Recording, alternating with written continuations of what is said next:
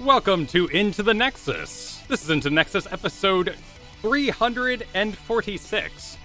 I will be your host today, Kyle Fergusson. Garrett is on vacation, but I am joined for patch notes by Not Paradox. Not Paradox, welcome back. Thank you for having me back. Yeah, hello. It's gonna be a fun one, I think. The patch notes were unexpected as far as like I knew like Gazlowe and Diva would get a nerf, but Sure. the rest of the roster, I was like, I don't really know what they're gonna do with it. So it was kind of fun to see what they had planned. Yeah, there's a bit of shifting around. There's also a new surprise in the form of a Warhead Junction update. So let's just dive right into it because we're going to be chewing on this for an entire show. There's a lot to talk about.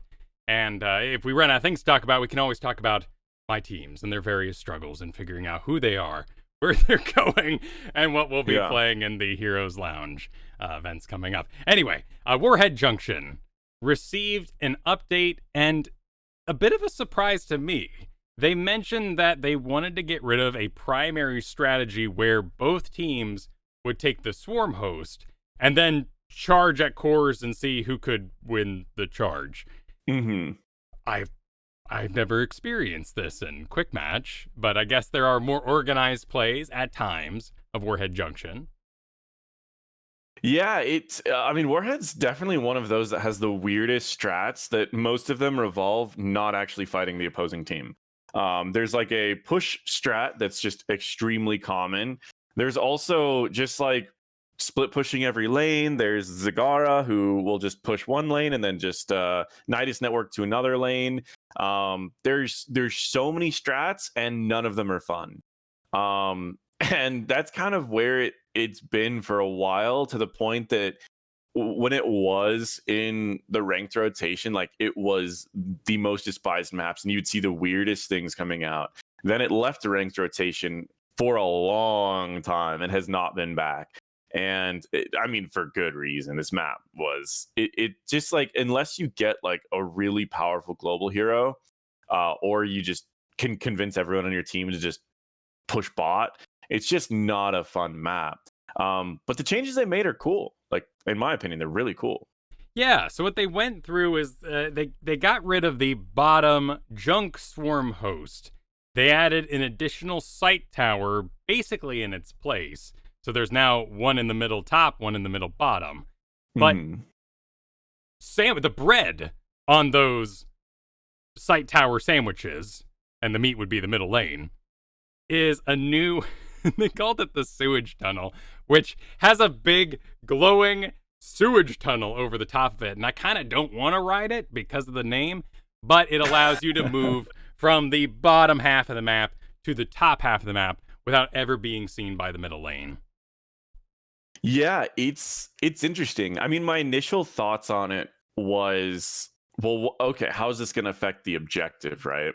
But then I got a couple of groups together and we did some scrims on it, and we found some really interesting things.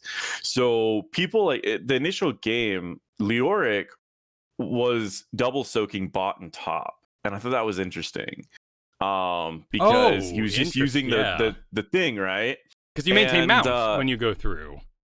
Yeah, well, yeah. So it's like he was able to double soak top and bot, and I was like, that's really interesting. And then the next game, what I wanted to do was I wanted to see if I could triple soak.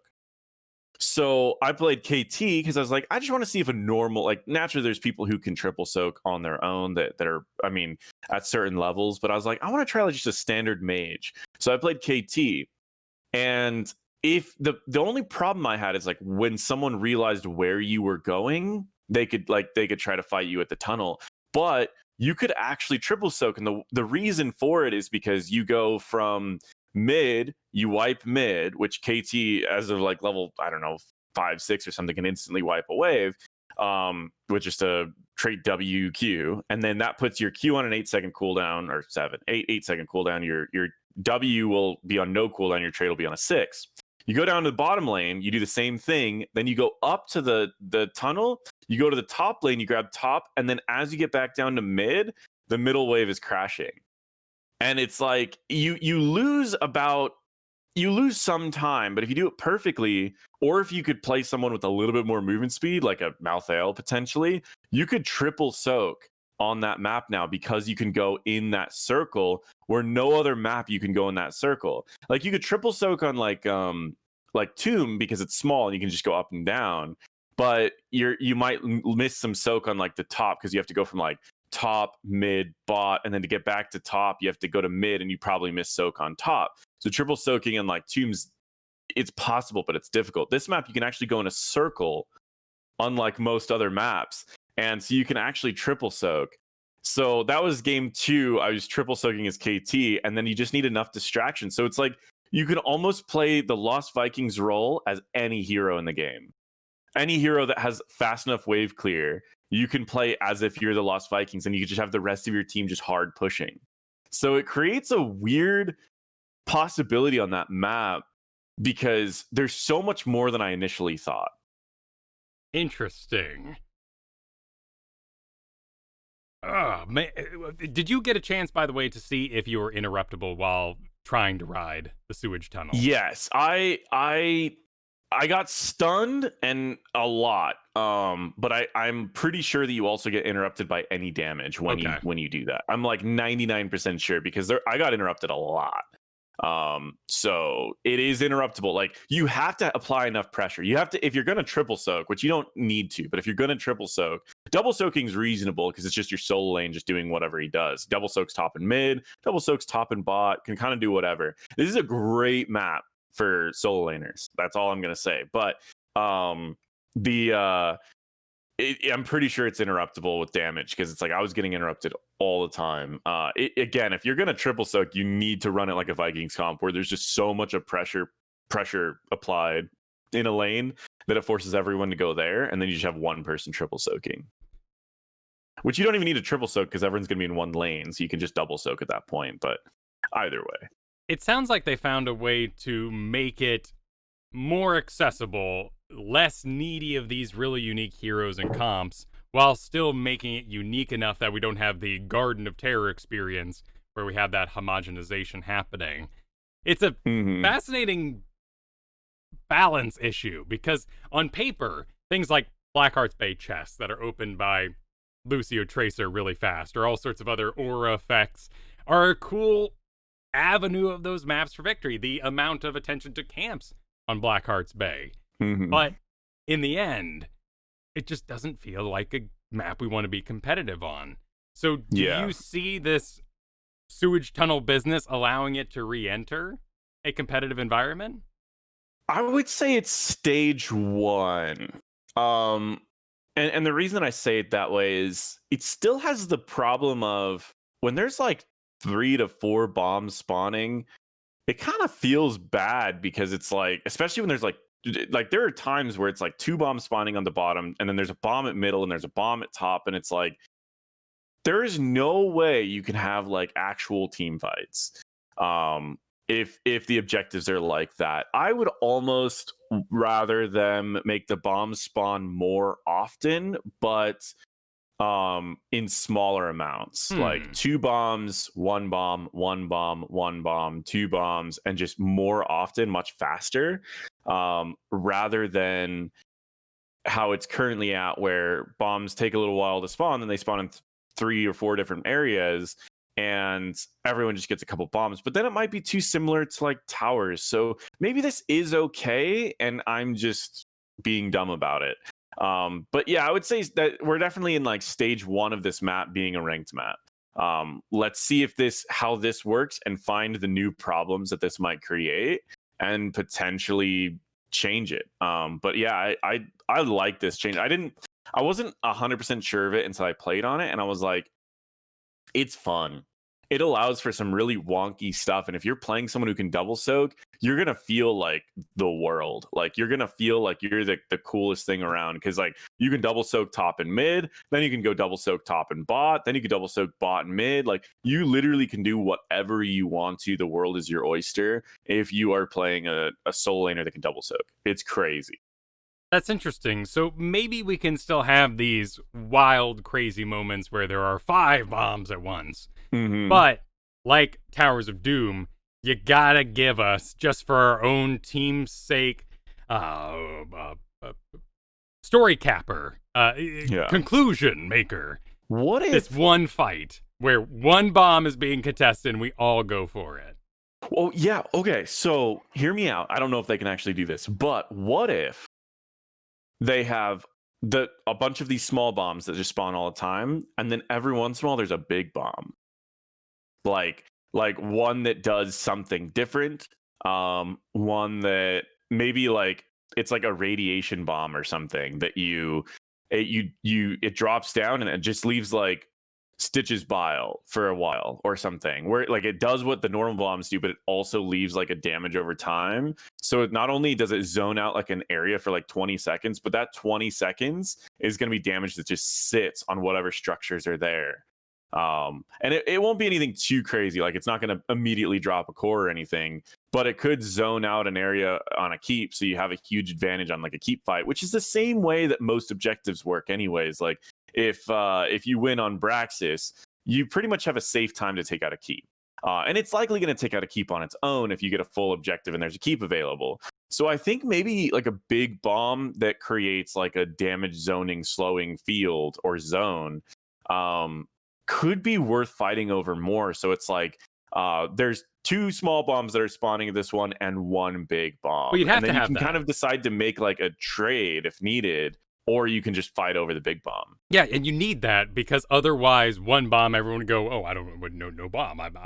We don't care enough to risk our game for a bomb when this thing's calling us a team fight." I was thinking about this during the CCL because an often a mistake that is perfectly logical that gets made with new players is they see the 2 Immortals, Battlefield of Eternity, shooting lasers, shooting little bolts at each other, and you go, "They're damaging each other. There's a time limit here." Your brain says these 2 are clearly hurting each other in some way. They're arguing. Why don't they damage each other? That would be good flavor. But the scenario immediately evolves where the first team gets it to halfway and then they just D the rest. They just zone, they play ridiculous turtle comps and win it thanks to the Immortals battling each other in the first place. Yeah. You know, it's a weird flavor thing that you bring that up because it's like, if I remember right, in the lore of Diablo, it's actually the opposite. Mortals can't harm immortals, and immortals are the only ones that can harm immortals. So it's funny to me that in Heroes of the Storm, it's the opposite. Mortals like Tychus can harm the immortal, but the immortals can't harm each other. So it's flipped from the actual Diablo lore. But it's just funny. It's like, because like that's why it's like such a big deal that the Nephilim are taking out like all these huge people who were previously thought to be immortal, because they're half immortal, right? So that was the reason behind that, is that you're playing a Nephilim. But it is just funny to me now that the immortals can't harm each other, but like random mortals can. Anyways, yeah, no, I completely agree though. Like there's a lot of weird things like that new players look at and get a little confused. But I do think that is like step 2 of that map, is to have a big area that you can fight over that's not just the boss. Like the boss should be like when someone comes up with a good shot call or something. But I think that I think what I would want to see is like a big bomb that people like, it announces it like a normal objective or something, where it's like there's like a couple pings in this area, maybe even like a verbal cue from like the map announcer that's like, oh, the radiation nuke is going to be in the bottom half of the map. I know that's crazy, but no. We have Punishers of different styles. There is a world where, oh, that's actually, you could have a freezing nuke, turn off structures. You could have a radiation nuke. You could have I mean, there's a lot of like, I don't know. I just think that having a nuke that's or something that's a little bit more impactful that people could fight over, because as it stands, it's more of like, what's the trade that gets us the most nukes, or let's just stall a couple of them and just have someone push the whole time. Like I feel like the strategies it would be cool and competitive, I think. But I think the strategies would be boring to watch. Like, because I think at the end of the day, people are still going to go back to the pushing. So I don't know. I mean, I think it would be cool to have something like a stage 2. Stage 1, I think this is awesome. Stage 2, we just need something more impactful that there can be actual team fights over rather than just splitting. Well, we got a message from the Brew on the Blue Post's Reddit, and they were basically saying, making a joke about these assets, the sewage tunnel, being from Towers of Doom. Towers of Doom, yeah. People got a little disappointed, but basically saying that this is an experiment, and if we don't like it, why would we make custom assets for it? And I really applaud the team being willing to take that. Yeah, take that risk. Be willing to experiment, move things around, and then maybe formalize it later on once we've settled on something. Yeah. No, I like that. I think that's honestly like the best way to approach it right now. Like, do what's easy to do just to test stuff out. Like, use the same assets. I mean, it's the same thing with the medallion. They grabbed the logo from another game and they used the cleanse animation. They just turn the dial and make it green, and that's it. And it's like, it's the same thing. I really think that they should be just trying new stuff right now. And they could even approach it the same way that League approaches it in a sense. League these days is trying to wait for all their major changes in between competitive season. So the competitive seasons go for about 3 months, which is about as long as like CCL and NGS and Heroes Lounge runs. And then when those are over and you're in between seasons, make like all of your big changes. And I think that would be a good approach, is like try to follow. Heroes Lounge started at about the same time CCL started. When they both stop, all the big changes that you have ready, just dump them.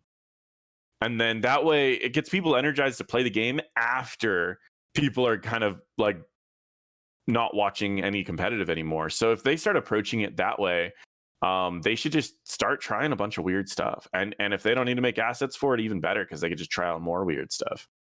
Speaking of which, we do have 3 weeks left in the season. It did one of those little jump updates this last week. And we were promised, or mentioned, promise is a strong word. I don't want to hold 2020, what Blizzard said back in the early year, to the team. Yeah.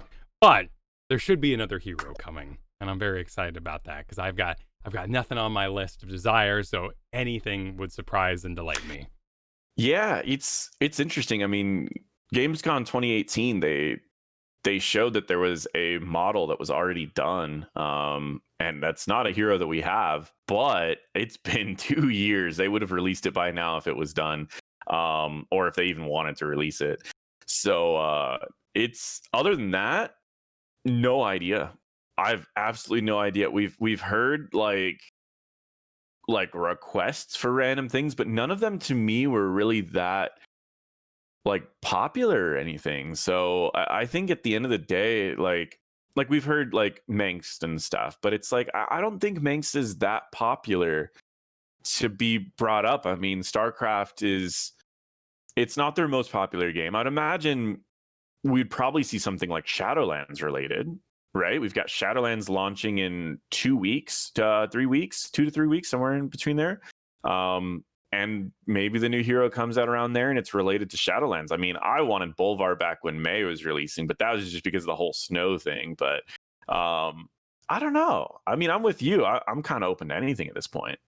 I hope they're happy to hear that, because we will be delighted and surprised by anything. And there's not like a big requirement on tanks or supports right now. I think the bruiser meta, granted, we've digested the melee assassins and made more bruisers, but I think it's just a really healthy pile of stuff right now. There's plenty of options. Yeah, I think every role has a lot of options, not just in the competitive scene, but also in Storm League. Like both sides, I feel like the competitive scene, I mean, like tanks and healers, they're using all sorts of stuff. I mean, we've even seen running without tanks. We've seen a couple team comps that are running like Diva main tanks, Zool main tanks coming back. It's like a bunch of really weird stuff that they're just running with. And I'm kind of at that point where it's like, we don't need a new tank, but a new one wouldn't hurt. New healer, we haven't had one in a little bit. wouldn't hurt. I think our last one was Anduin, right? And so it's like I'm up for anything. I really am. I mean, everyone would complain if we brought out another mage, but it's like it has been a bit. I mean, I think Mephisto was the last mage that came out. That's true. Yeah, it certainly didn't hit. Orphea, Mephisto, one of those two. I think you're right on Mephisto. Yeah, I think Mephisto came out after Orphea. And I don't really count Mephisto because he's so weird. It's like Whitemane. I don't think of when someone says, list all the healers, Whitemane would probably be the one forgotten just because it's a passionate few. The Mephisto's player play Mephisto, and when they don't get Mephisto, they don't switch to Gul'dan. They don't switch to Orphea, Jaina, Kael'thas. They're like, Tracer. No, they're tank mains otherwise. Have you seen most of the Mephisto mains? Like really? The people who play like a lot of Mephisto these days. So you have Leon Black, who plays a ton of Mephisto these days. If he doesn't get Mephisto, he plays a tank. You have Shiggity, who plays a whole bunch of Mephisto these days. If he doesn't get Mephisto, he plays a tank. Like, most of the major Mephisto players are just tank mains that just really like his playstyle for some reason. I don't know why. I mean, maybe is it just that he has like a engage ult, or is it that he can go in because you don't need to wait for your other tank? I don't know. I mean, yeah, it's just a sweet break from all the positioning they have to do, and they just hide in bushes and teleport in. I don't know. I found there's definitely a connection between like tanks and tank busters. People who play tanks are usually good Tychuses, and they're okay at Raynor, and they love Imperious doing not necessarily spear build, but burn the impure. They just love that counterplay to the things that they're constantly receiving. It's true though. Like as a tank, you learn what positioning a Tychus needs to be in to ruin your day. Yeah. So then you can play Tychus and you already know that position. You're like, all right, we're going against Diablo. I just need to wait for his Q, and then he's dead. And you just sit back, mount it up, waiting for Diablo to do anything. You just walk up, boom, Diablo's dead, and you're like, that's what I feel. That's what I feel. And that's it. I mean, I feel it. Tychus is in such a good spot right now. I'm surprised more people aren't playing him, but I don't know. I don't really know either. I think he is a little unintuitive in some ways. Like the second you tell a Tychus that they can use their overkill for lane clear, they go, oh yeah, but because it's got this pursue aspect to it, that's not the exciting thing to be doing. You've got this Q, it should be to lock on and finish a kill and bump the grenade back into people, but you've also just got really good lane clear. You've got really good team fight ability, and you can bust a tank in the right situation, but you're also horribly weak to all the things that the tanks usually do. And same goes with like Lunara. Like Lunara can absolutely get destroyed by a Diablo. She will kite, she will do these amazing positional advantage moves, but she makes one wrong leap that has her butt touching a wall, and she's vulnerable to everything in that kit. Oh, yeah. No, I completely agree. And that's the thing that I think is so cool about Tychus is with his range, even with the extra range buff, but with his range, he's so good at killing a tank, but he's literally in the range for almost every tank to engage on him. So it's like you have to play it well, but in my opinion, like that's my favorite design. I love when a hero is like essentially overpowered, but has a very obvious weakness. And because then it just comes down to which team counter like plays it better. That's like my absolute favorite hero design. One person in chat mentioned something that I thought would be kind of interesting, since we didn't really care what new hero came out.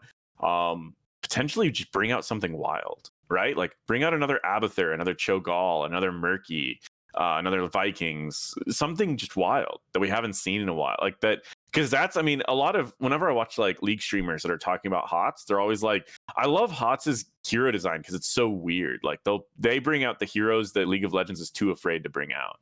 And like, that's what, that's kind of what I want to see, actually.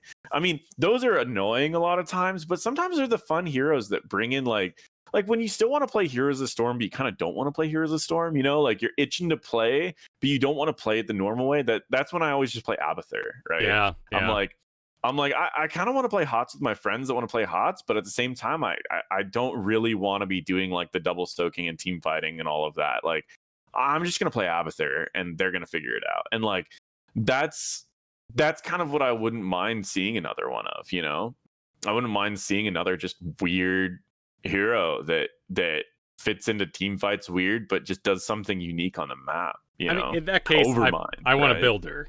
But granted, I still feel like Probius is the perfect place to go and make that builder. And on paper, I love the idea that he summons not a building, blows it up, and that deals damage. That's super cool. I just wish it turned into a building if it sat there long enough or something. Something happened. You know what I wish they would have done with Probius is kind of like a mix of like that like what he is, one of his talents is also in combination with there's a hero in League of Legends, or a champion, whatever they call him, where he can like upgrade items by like using his anvil. Like he's like a blacksmith, so he like upgrades items. That's like his thing. I think it would be cool with Probius, since he's a builder, if like he has a talent where he goes around and collects these like little minerals. It would be cool if like that was just baseline, and then just like his trait is that you could upgrade forts with like fortification that's like a shield that regens or something, and then, or it's just a shield that slowly goes away and you can use minerals to enhance it, kind of like Mule in a hero. But that's part of his gimmick. And then like he could build maybe his turrets last longer and are stronger, and he can like fortify them with minerals. So like he would be a hero that's all about setting up and planning and waiting, like expecting where things are going to go, and then just collecting minerals. And I think that would be a cool gimmick, because for me, as it stands, Probius is just a slow mage. You know, he's just, I mean, like he moves fast, but all of his abilities are slow. And so it's like everyone just plays him as his W rather than playing for any of his other abilities. It's literally just his W. And it's like, I think there's better like play styles for that. And Probius is also like, I believe, in the lowest 3 played heroes. So it's like, I think that a rework on something like that is not terrible, you know, because it's like with very few people actually playing a hero, I think it's not terrible. But I think it would be cool to have like a collector hero that like collects a bunch of stuff and then just plans out the map and tries to strategize like where people might attack and sets up defenses. But they need to be like a lot slower than Gazlowe. Gazlowe is just like dropping stuff out really fast. I think, like you said, a builder that's like slower would be really, really cool. When you got the pylon vulnerability there, and you would have to maybe get past these permanent photon cannons, which maybe are even given that sight passively just to give them one more avenue for drafting. I mean, there's also just horrible ideas that have been tried before. I remember in Dota Warcraft 3, there was the Gambler. And the Gambler had an ability where he threw a coin at you and dealt damage based on how much gold he had at the time in his bank. So the Gambler would go the entire game trying to underspend so that his damage was at its maximum come the late game. So that's kind of funny. So I haven't played a lot of Dota 2, and it's been a long time since Dota 1. I mean, was the meta just to build like a couple tank items and just never spend again? I mean, you would buy like at least, and this was, 2004, I want to say. So there's like, there's Thoughtbot, there's Alakazam maybe for World of Warcraft. Like, our information exchange when it comes to any sort of competitive gaming is really, really low. But you'd buy like 2 gauntlets of strength for the extra 300 health, and then boots of speed, and call it there as far as you could go. I used to always play back in Dota. I used to always play like the tree guy that you could like reform the forest a little bit. Oh yeah. Like I always thought that was cool, because then you could like set up areas to hide, and you could like remove areas that people would commonly hide in. And you could like make tunnels through the trees that like people weren't expecting you to make. So I always thought that was the fun way to play. But it's kind of the same idea that I'd like to see in like a builder, is like you create a new avenue of the map. Like you're a little weaker in team fights, but you create, like, you force the enemy into choke points or something. Like you design a battlefield that's favorable for your team. I think that would be a really cool idea. But either way, we've got patch notes. Yes, we have a lot to go over. That was a fantastic journey. But before we go any further, I do want to thank the patrons over at patreon.com/ITN for making this show possible, for letting us have fabulous guests and compensate them for their time. Thank you to our producers today, Declan H., Cheesy Bob, Chris K., Mike C., and Sean B. More information about that at the end of the show today. But be sure to check out patreon.com/ITN. Now, for patch notes, real patch notes, hero patch notes. And there are some that you expect, but we'll go in order if you want to follow along at home. And this will be starting out with Anubarak, who is getting a little bit of help in the rewind department. Rewind still exists. It has not been customized for the hero, but they're trying to make some of his other picks more seductive, if you will. Yeah, it's such a challenge to compete with rewind on almost every hero. I think the one that has the most competitive to rewind is Rhaegar.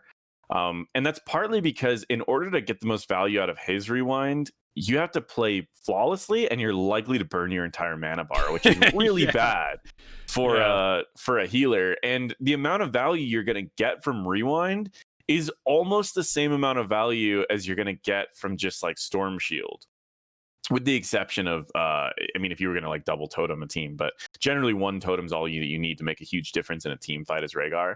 So as a tank, it's tricky because you have so much CC that rewind allows you to stun lock someone in order to compete, because with Rhaegar, 90% of people use rewind to keep their team alive, and there are talents to compete with that.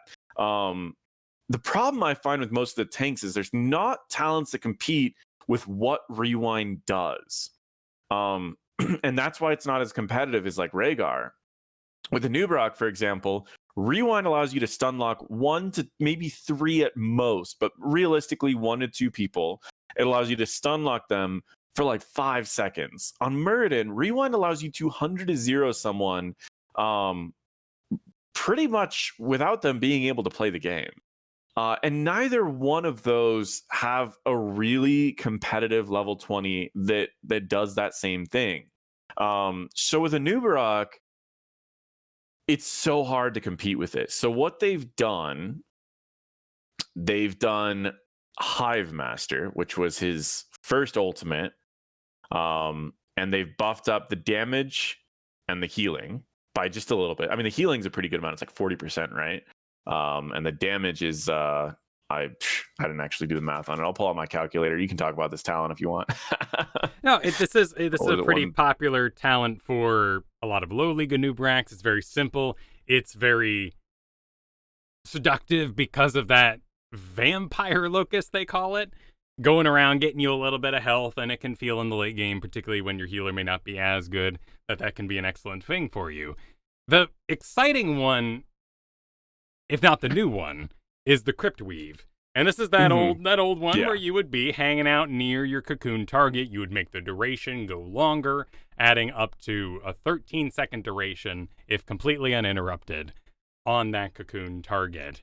Well, now they're adding in a ability where it's going to deal damage based on how long they're inside the cocoon at level 20.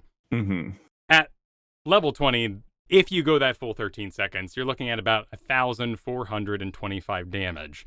So it's not absurd, and this is dealt over the course of 4 seconds. So there is counterplay available. You're not going to pop out and just pop die from this pile of incoming damage. But it does add something to the Crypt Weave. Yeah.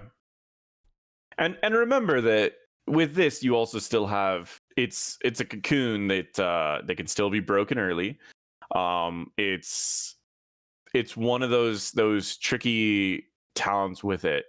I like the idea of it because what it gives Anubarak is if he catches someone, I think it's an interesting Storm League talent because like if you catch someone, say their healer steps up to like soak, say they've got like a Rhaegar or something. I mean, Rhaegar kind of has a lot of survival. Maybe then Ana is like soaking alone for some reason. You could cocoon the Ana, sit in the cocoon, like sit next to the cocoon for 13 seconds, Q her, auto attack her once, E her, auto attack her once, she dies. And so anytime that you catch someone out of position, you can do quite a bit with that cocoon in Storm League. But I'm worried that like in the higher levels of Storm League, right, or even competitive, either of those, if you're going to cocoon someone that far out of position, your team's probably going to be able to kill that person.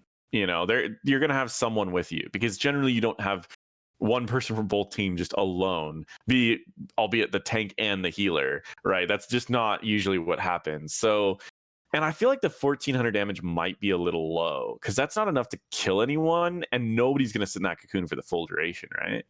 Well, if they were to, Nubarak wouldn't be hanging out by them anyway, and that's where I kind of butt heads with it a little bit.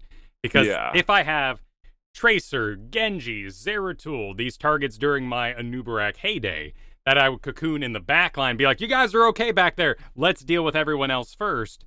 I am now dealing with everyone else first, doing almost a front to back with this isolated target who was diving my backline all game. And so I would never make use of Crypt Weave in the first place. We'd be doing rewind in that goal. It is a nice little pop, and I love the idea that, I've seen, what is it? Is it the Mist or the Fog?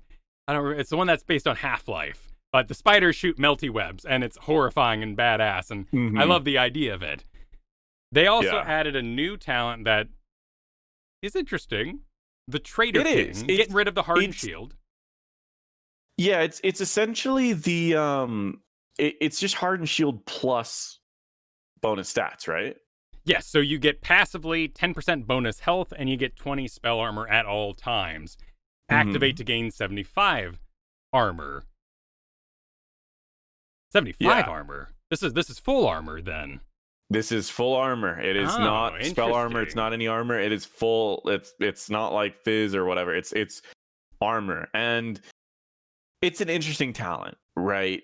It in a way does what Rewind does in the defensive sense of Rewind. So what Rewind does is you stun lock someone. Well, if you're stun locking people that are going to be doing damage to you, you're effectively taking no damage. So you can activate it, and it's pretty good. The increased health is higher than Joanna at 20, so that's good. If you complete your level 1 quest. Oh, that's with the level 1 so if quest. you get that additional 500 on top of it, which is still very hard to do. And it's very hard to do. 30 globes. What kills me is they're reducing all of the globe quests other than that one. And that's, in my opinion, the one that's like really difficult. They decreased Alex Straza's, they decreased Varians, they've decreased one other one, and it's like, but you still have this and those weren't even 30. That was 25 globes and 20 globes, and now it's 15 or 20 globes and 15 globes, and this is still 30 globes. It's such a difficult quest to complete. I mean, if you're double soaking, you can still get it when you need it, but why would you be double soaking on a Nubarak? It's not. Well, I mean, that's what I'm saying. Like competitive, coordinated play, you're gonna double soak with them with a mage, right? Fair. You'll have like KP and a Nubarak.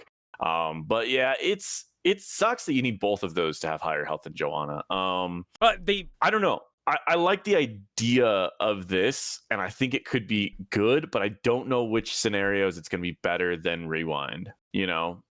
Well, and we can't theme Rewind in a sense because it's already themed for a Nubarak, and that's kind of the cool part of it is you spawn all these beetles, and if you're doing a beetle build, you're just lousy with beetles. There's beetles everywhere, and it feels really, really cool. Even if you missed all your stunts, you feel like you made a little army. It's awesome. The only thing that they could do, I don't mean to interrupt, what they could do is they could make the cooldown longer, and then just make it spawn at 3 extra beetles. Like, on top, that way it kind of balances it, and then you get beetles, and beetles, it's not that like great of a trade-off, but that would be a way to balance Rewind, or at least make it unique and get rid of yet another generic talent. I got a message this week about Subdue, which is really interesting. In this, we're making the quest easier to achieve world we seem to be entering. Yeah, we still have this crazy Johanna talent where you have to hit 4 people to complete the quest, but it still works if you don't complete the quest. I like that quest design personally. Yeah. Like if you're in a team fight, it always gets value. But if you catch someone alone, it only gets value if you had your quest completed, which is, I think that's perfectly fine quest design. I like that talent. I think it's really interesting. Do we need to make it easier? Probably not. But it is a weird. It's a great point that you bring up though, that like there's some talents out there like that. I mean, like the Zag E talent at level 7 or something, where you need to hit 12 people with your like the slowest moving projectile or slowest moving like skill shot ever. This just reminds me like that. It's like that's a good talent if you get it completed, but it's like it's not game changing for how difficult it is to complete. Yeah, I'm sadly super down on Zag. Garrett's not here, and he would defend himself. So we acknowledge the Zag defense that would have happened should he been on the show. Can I say with Zag, I think that she only requires one change. Like her new build, her new corrosive saliva build is like cool, but it literally only needs one change to be a good build. It needs the ability to tell all of your targets to attack one target. That's it. That's all it needs. That's the only thing. Maybe make it to where your Hydralisk, whatever your Hydralisk is focused on, your Roach is also focused on. Like if they made that change, it would be, I think that would actually be a powerful hero. But I'm telling you, I was playing Zag and like I top every chart when I play Zag, but I feel like I'm useless every time because the damage never goes where I want it to go. I'm doing a ton of damage. I'm throwing like all these summons everywhere. They're doing damage everywhere, but it's never all to one person. If all your Roaches attacked one person and your Hydralisk attacked one person, you would like almost be Orphea. You know what I mean? Like you would almost be someone, a mage that's competitive. And that's my like biggest complaint with Zag right now is like I don't even think they need to change any of her numbers. You can buff all of her numbers and she's just going to be Toad build Nazebo.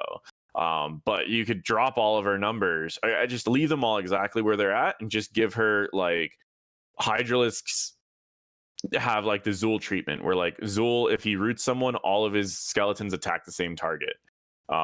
That's all she needs. It's just like you whoever you target with Hydralisk, everything attacks the same target. Like I think that's all she needs, honestly. Yeah, I mean, they could go back about that a number of ways. They could do the Gazlowe thing where they give us a one button. The one button. That was my first thought was, just give it a one button. But as a Half-Life 2 fan, I kind of like the idea of pheromones doing the antlion thing. If you hit a Baneling on somebody, they're now gooed in such a way that all the other Zerg get mad at that target. That would be cool. Maybe make it a Baneling talent that does that, where it's like the one that slows them, the level 7, because that would compete with it too. That would be pretty good. You have the level 7 that slows them, have that also apply pheromones that all of your minions will attack the same target. I like that. You just need to make sure you don't hit like more than one person, but if you hit one, that's just a skill thing. You'll need to make sure that you hit the right person with your Q. Well, it could have a nice little. I think that's interesting. Yeah, it could have a nice little like learning edge to it too, because there could be that Zagara who goes, "All right, you got a Mutalisk. I'm gonna go clear this lane nearby," and then the Mutalisk is like, "Oh, what are you doing over here? Is that pheromones you've laid?" And they go leave the team fight that you thought you were joining. It could be an interesting way to incentivize, but yeah, like it adds pheromones, maybe even like increases the damage like they get, or they get like faster movement speed or attack speed while they're attacking like the pheromone target or something. Yeah, they get all mad about that skill. Yeah, like that skill that's required to land that Baneling on top of everything else is I don't know. I think that's interesting to see. But I mean, back to New Brock. Is this where we're supposed to do the rating, or is it at the end of the whole thing? Oh, we're gonna do that at the end, the whole patch. Oh, okay. So we've got Mal'Ganis now. This is your baby here. So what are we looking at for Mal'Ganis, Kyle? We got some more health in the form of 100 more health, which of course increased his regeneration slightly, and then Echoes of Doom, a really fun talent that allows you to do some extra AoE in the area around you when you pop your armor. This is basically increasing his tankability ever so slightly by that 100 points. With the lifesteal, if they change any of the damage numbers, his survivability goes up in the first place. This will stop him from just being bursted down. I don't think it's enough to change people's opinion of Mal'Ganis right now, but he still has his place. It's just that he's a late pick tank. And I think by nature of the solo lane wanting to be late pick, a lot of the supports want to be late pick, a lot of higher league assassins want to be late pick. There's just not room when you compare him to ETC, Diablo, Johanna.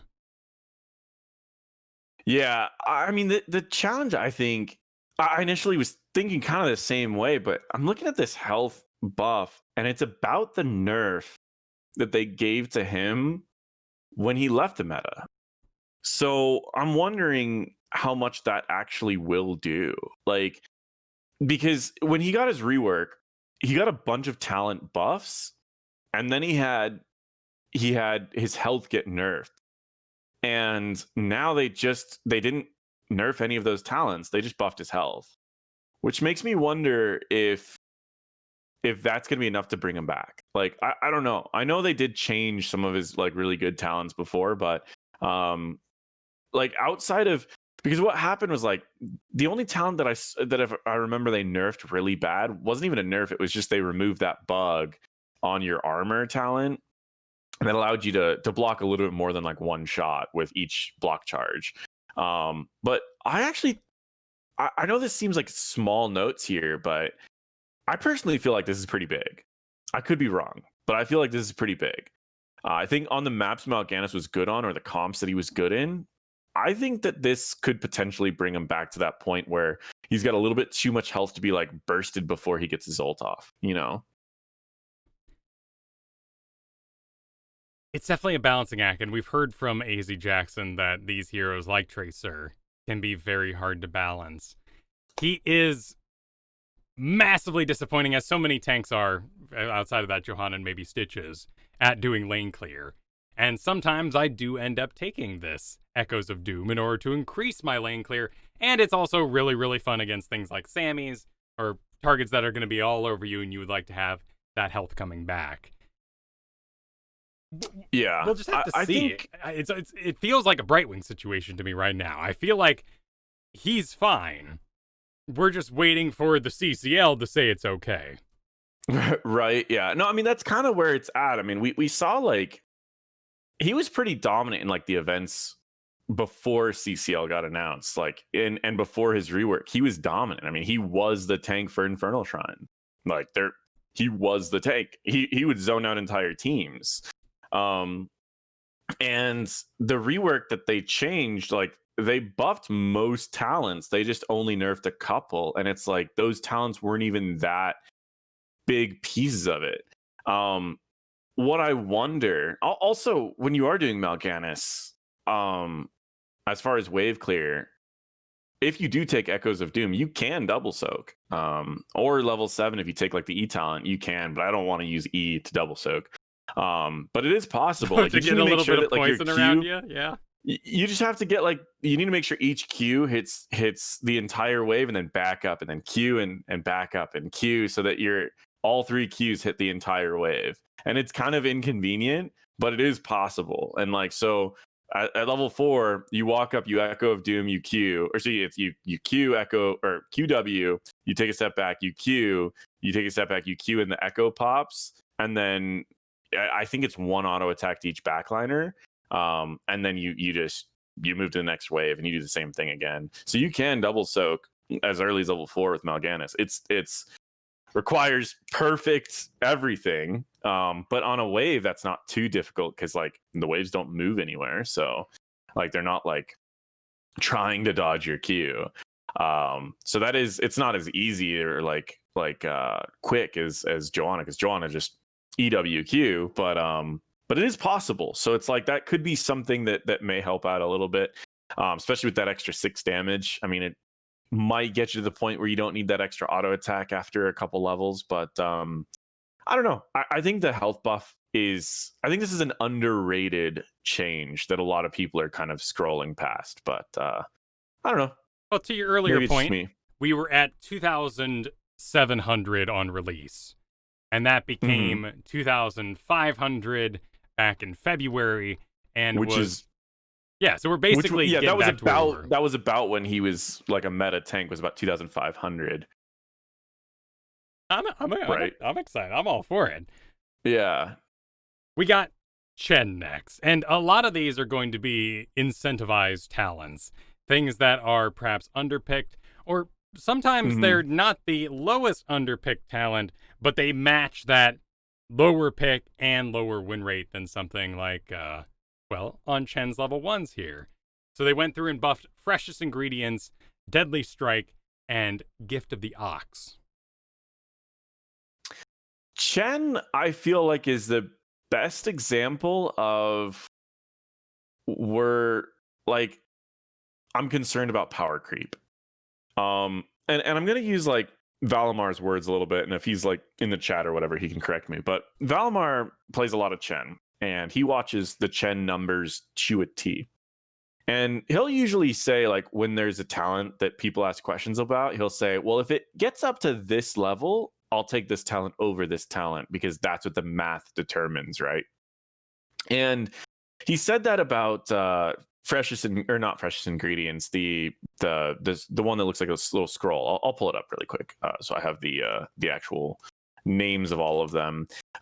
He said that when Storm Stout's secret recipe hits 3%, it's worth taking this talent over another talent. It's at 3.5% right now, so it's totally worth it.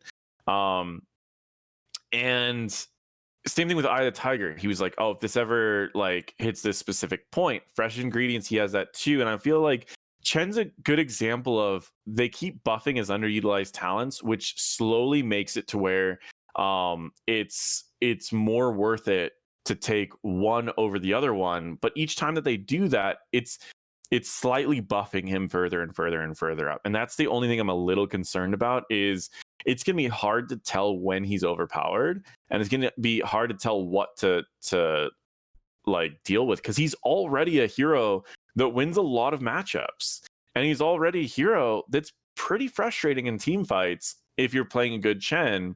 So it's a tricky one to see them buffing these talents. I mean, I like the level 4 buff because that talent was like almost never picked. Yeah, and that is my beginner Chen build. It's kind of like Ragnaros has these moments where it's nothing but Q build. It's nothing but even meatball time. But every once in a while, there's a blast wave meta, and it's the perfect time for you to learn Ragnaros so you can actually learn the particulars of something like his Smash build. I am awaiting a Chen Deadly Strike Flying Kick meta so I can learn the hero and then transform out of that. It's just so simple. It's so particular in what you need to do, and it informs directly how you're going to play Chen.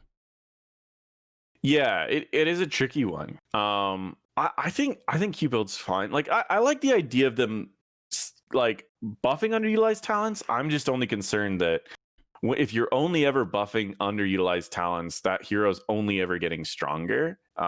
Where if like eventually you just need to nerf the meta talents. Like if there's only one talent being picked on a tier, you gotta drop it. And I mean, when it comes to I think they are hitting the third talent in each of those, like the most played two they're not affecting, and they're just hitting the third one to kind of bring them up there.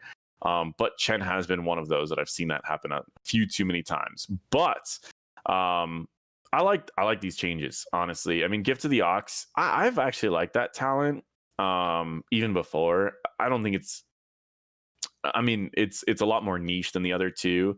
But I like the level 4 change is probably my favorite, because it's like I do think there's a world where that Q build can get a lot of attention, especially when you're like diving the backline in a team fight. Just that little bit of extra damage can allow you to take out a healer without needing to like Storm Earth Fire or without needing to barrel or whatever.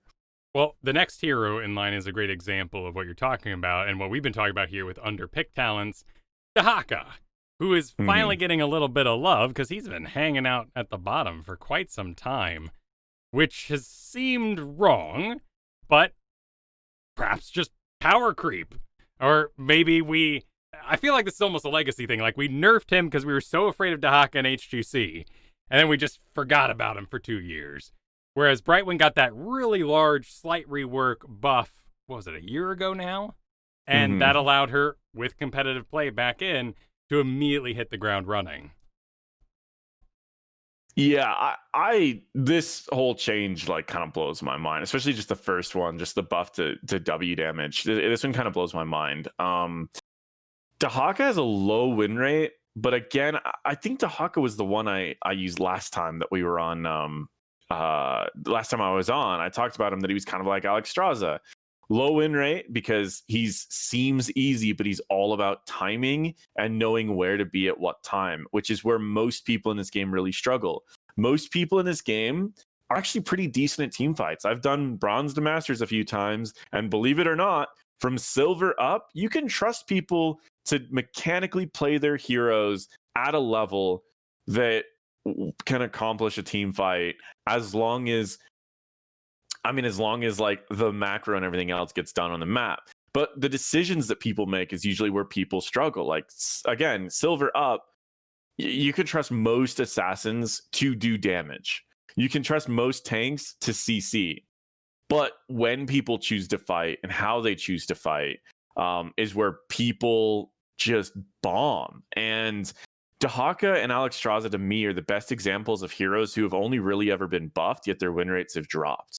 And yet it's purely just because Dahaka requires the perfect timing, especially in the build that people have been going since HGC, which is the get a whole bunch of essences, get up to 60 essences, and split push. Well, people don't know how much they should be split pushing. They'll Z too early to team fights, and they won't have that surprise factor, and they won't have that split push factor. So they're in a build that they've been playing wrong their entire career.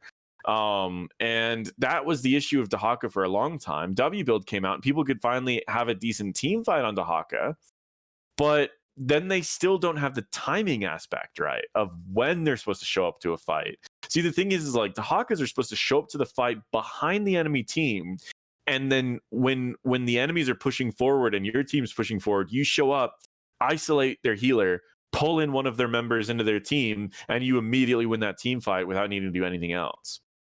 And because that requires that to happen, and most people just Z in too early, that Dahaka is going to naturally have a lower win rate because people aren't playing him the way that they should. And so when I see buffs like this, I go over and I look at like Unfathomable, a Dahaka one trick with like a 65% win rate on a Smurf in Masters, and then his main account again like a 60% win rate on Dahaka. It's like I look at people like that, and you're buffing this hero, and I'm like, people that are playing him correctly are absolutely dominating on him. But I'm okay with buffing underutilized talents. I'm just surprised that they're buffing like baseline. This is kind of like Gazlowe to me all over again from last patch, where he was a 51% win rate hero and they buffed everything about him. And I was like, what is going on? That's kind of where I'm at with this Dahaka, honestly. Well, Darkstorm's going up 3 damage, which is a big deal because it's ticking all the time, which would increase your increase your lane twice clear. per second. So, but what about Lurker Strain? This is a 7% pick rate talent. It is very cool. It just seems to be wrongly placed, or perhaps the competition is too high at level 4. This is where you would reduce the cooldown of your burrow. That cooldown reduction is now increased. When you emerge from the burrow, you are stealth for 3 seconds, and you knock enemies back and slow them for 30%.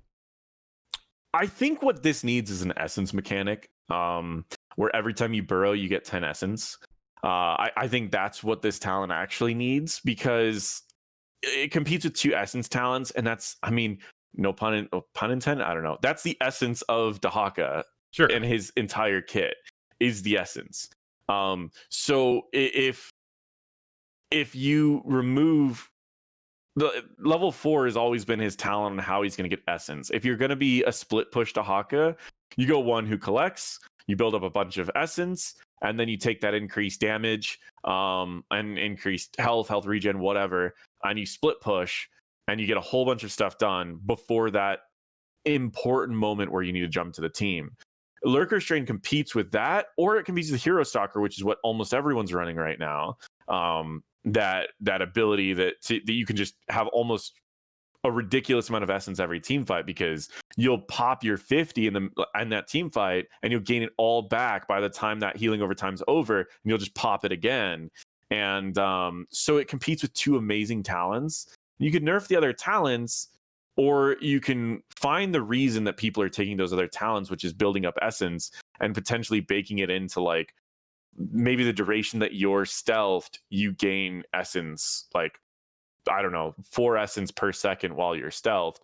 That way, while you're repositioning, but then it could be interrupted, but at least that gives some extra play to it. I don't know, but I think that's the answer to it. No, I think that's a good answer for the tier. Yeah. Because we could do other things. We've got Murid and ETC examples where you could do a heroic cooldown mechanic. You bump back people with Lurker Strain, you get X amount off your adaptation. Mm-hmm. But that still is now competing with Essence all the same because of the tier. Yeah. What, so it's a tricky one. Isn't there no, okay, so Primal Rage got buffed, but there's no Diablo-like talent where Dahaka can auto-attack for Essence, right? Level 20 Essence Claws, when you hit a hero, you gain 5 Essence. Okay. But that's level 20. And your attacks slow the target. It's actually pretty... It seems really good. But it's competing with such, amazing talents. Like, you're practically unkillable with Essence Claws, but like, would you rather be unkillable or just turn off the entire team with Contagion? Well, why don't we do that? That sounds like a great level 4 talent. Maybe get rid of the slow, maybe like reduce the Essence down? Actually, yeah. I mean, the challenge is if you're going to auto attack build, you generally just take one who collects because you're going to be split pushing. You use that Primal Rage. So this was the old HGC build, right? This was the build that everyone took in HGC. And this made Dahaka, banned on a lot of maps in HGC. You would have level 1 tissue regen, which allowed you to go up to 60 essence. And then level 4, you go one who collects, which would allow you to stack that quest up very quickly without needing to kill anyone, without needing to fight anyone. And then you would always be able to stay at 60. So when you hit level 13, you split push really fast because you had 60% extra damage, which is now 75, I believe, with Primal Rage. 75% extra damage, and you would just split push until the team fight got to that moment, that pivotal moment where you needed to jump in, isolate one, pull one, win the team fight, and then you just go back to lane and start pushing again. Because Dahaka put every team on a timer. And so the team fight had to happen, or else Dahaka would take way too many structures. And that's how HGC Dahaka was played. They buffed that, and we could add a competing talent at 4, but that I don't know if that would even be necessary, since one who collects is so important for that particular build. Because it's integral to how you would play the other talent you would take in the first place. Mm-hmm. And that's actually there's other aspects of Dahaka you should check out. I really like that something forgiving like Apex Predator got itself a nice little buff, and that it decreases your cooldown even further. If you're into that change survival adaptation, that is now improved as well. All the lower pick rate anyway, talents at 20. Yeah. But speaking of talents that do jobs well, Diva, her only change is that she was targeted directly on Rushdown level 4, which seems appropriate, but another odd tier with the competition not really lining up with what Rushdown did. Yeah, it's a tricky one. I mean, the interesting thing about Rushdown being nerfed is it also actually nerfs the level 1 talent pro moves, because people who went pro moves, Rushdown was their only sustain. And now that they've dropped Rushdown sustain from 2% or from 3% max health down to 2% max health, they're losing a third of their healing in their entire build by losing Rushdown, which is pretty big. So it effectively nerfs 2 talents at once. But yeah, it was the talent. It really was. It was in every build. Even in like W build, I didn't go the W talent because I didn't really need that talent. I mean, I guess that talent, it's level 7 W talent that I usually didn't go in W build. I would sometimes go aggressive Matrix in W build. But Nuclear Option, I mean, it seems cool. That's the one that if you shoot your mech, it blows up faster. And it's cool, but I think generally when you have a bomb, you don't have to use it for... Like, you don't have to use it a lot. It's kind of like the Alex Straza thing. Lowering your dragon cooldown isn't always a good thing, since your dragon cooldown generally lines up with the objective. So you'll always have dragon with the objective if you only use it for the objective. It's kind of the same thing with Diva Bomb. Your bomb cooldown generally lines up with the objective. So having more bombs doesn't necessarily mean that you're actually going to use more bombs. Because if you use a bomb in between, even if you can get it back faster, it might not line up with the objective anymore. And suddenly you won't have a bomb for the objective. So I think that's the challenge with like Nuclear Option. Aggression Matrix, I think, is still good for W build, but they need to just nerf the other build enough to where W build becomes more meta. But I don't know. I mean, that's kind of where we're at with that tier. I like this change. I think it's the simplest answer to Diva. Yeah, decreases her lane clear a little bit, not much. It's going from 75% bonus damage to non-heroic enemies to 70, and then we're taking that little bit of giant killer had with the boop from 3% to 2%. So by no means is this talent dead. It was just allowing people to do more things. And in particular, I found it very useful on things like Infernal Shrines. Laning, not so much, because you'd kind of mess up the lane for your machine guns anyway. Or you could boop them early, but then you'd... so they'd be coming through the wall. You would zoom forward, boop them to lane clearance, but now you got no dash if trouble breaks out. So it wasn't safe to really do it in that Rainer kind of lane clear way. And then, generally I'd usually see like people would kind of get them all low enough to where your Q would kill them, and then use the Q for not just killing the wave, but also their mobility to the next wave. Because like I was double soaking on Hanamura with Diva, and just by doing that method, I would just start dealing damage to a wave. I'd wipe through it, and then I would just immediately head to the top lane. And my team was doing like nothing all game. It was one of those games, you know, those games. They were doing nothing all game. The fact that they weren't in either of the lanes kind of explains how that game was going. But yeah, that it is possible, but that's generally how I see people usually do it. Is they kind of use the movement speed to they just clear it and then movement speed to get away, and you need to make sure that you have the healths at the right amounts before you do that Q. But it's possible. That's a good tip. I've only been taking her on Infernal Shrines. Plus, I love that level 1 full metal allows you to do the various Merc camps in Storm League on Diva solo. Oh yeah, I mean I think that's a thing that like I see a lot of people going pro moves, and it's like I understand there are definitely a lot of times when you can use that and when there's a lot of healing on you, but like full metal, like you can solo bruiser camps so early, like level 2 you can solo bruiser camps. Liquid cooling is very, very strong into a lot of matchups, and it's just like both of those talents have so much utility and potential that I'm surprised when I see pro moves as often as I do. It's a good talent, but the amount of potential you have from full metal, especially on like Braxis, you can solo the bruiser at level 2 on Braxis and then just bully people and have a bruiser pushing. Like it's incredible. It's crazy. I was extremely fortunate this past week. I got to interview Nazmas for the CCL videos over at YouTube, Heroes Hearth, and just gave me the full, it's like a 40-minute video, but it's a rundown of everything you could possibly think of on Diva. 2 days later, I'm playing it in our scrims for NGS because it was just thorough. Yeah. Next up is an expected Gazlowe, who is getting some rocket turret damage reduced, some death laser damage reduced, and targeting the big talents that you may not have been doing at home, but added to a huge amount of snowball on those Infernal Shrines-like maps. And these are things like Big Game Hunter. Reduced cooldown is, well, reduced further. Rocket Socket, one I'm a little sad about because just so fun, but 15 points off that shield. Some of our other talents you may or may not have been taking, but general nerfs across the board to those big performers. Yeah, this was pretty much his meta build, and I mean they're hitting just about every talent in his meta build. Level 7 they didn't hit, but there were a lot of talents that were being used at that tier, and his level 10 and 20 weren't hit, which me personally, where it stands, I still think that like Big Gravel Bomb is just game changing. I think Gravel Bomb's good, and I think Big Gravel Bomb's just game changing.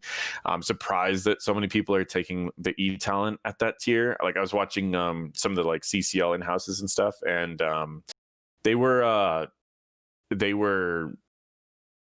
the second set of stuns never landed on any single person in the entire and I was like, Big Gravel Bomb, I noticed 3 different times that it would have grabbed people that normal Gravel Bomb didn't.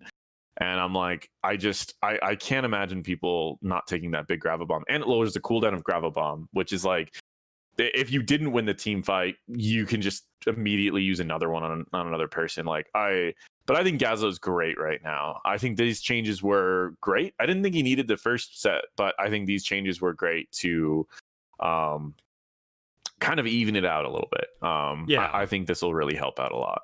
Yeah, and it was, particularly on those Infernal Shrines maps, it was pretty oppressive. If you weren't familiar with what Rocket Socket was doing, it felt like Gazlowe could be invincible, charging around that battlefield pretty fast. And they absolutely targeted the right thing. I will say, though, that I received a lesson to my face from one AZ Jackson in Unranked with the bomb toss at 20.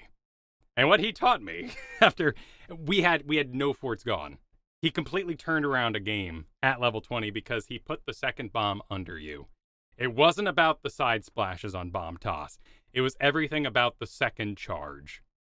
And you get hit by the first one, and the next one was it's a under big your stun feet. lock for sure. But yeah, it's definitely a tricky one. I'm just always surprised at like how many kills are missed by not going the bigger Gravo bomb, and just like how much you lose on the other talent. But I mean, again, it's a lot of preference too. I will say too that that double stun is definitely, if you can land the Gravo bomb, that double stun leads to a kill. I think if you're not going Gravo, you always go the double bomb. But I mean, I don't know. I actually don't know what his upgrade is to his other talent. Let's pull that up really quick. Basic attacks increase Gazlowe's armor by 10 for 10 seconds up to a maximum of 30. Basic attacks deal 50% more damage to stunned and slowed targets.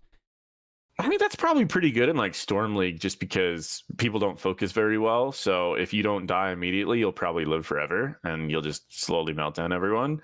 But in like competitive, I feel like you have to go Gravo, but I don't know. I mean, I've been really into Robo Goblin. I've been favoring it actually because of the medallion. The medallion has taught me so many amazing situations where an unstoppable can change things, that having any sort of unstoppable for my Gazlowe, who is in the thick of it with Robo Goblin, is just a huge power boost to what you're doing in the first place. With the rocket socket, with you wanting to auto attack, perhaps with things like Big Game Hunter. Yeah,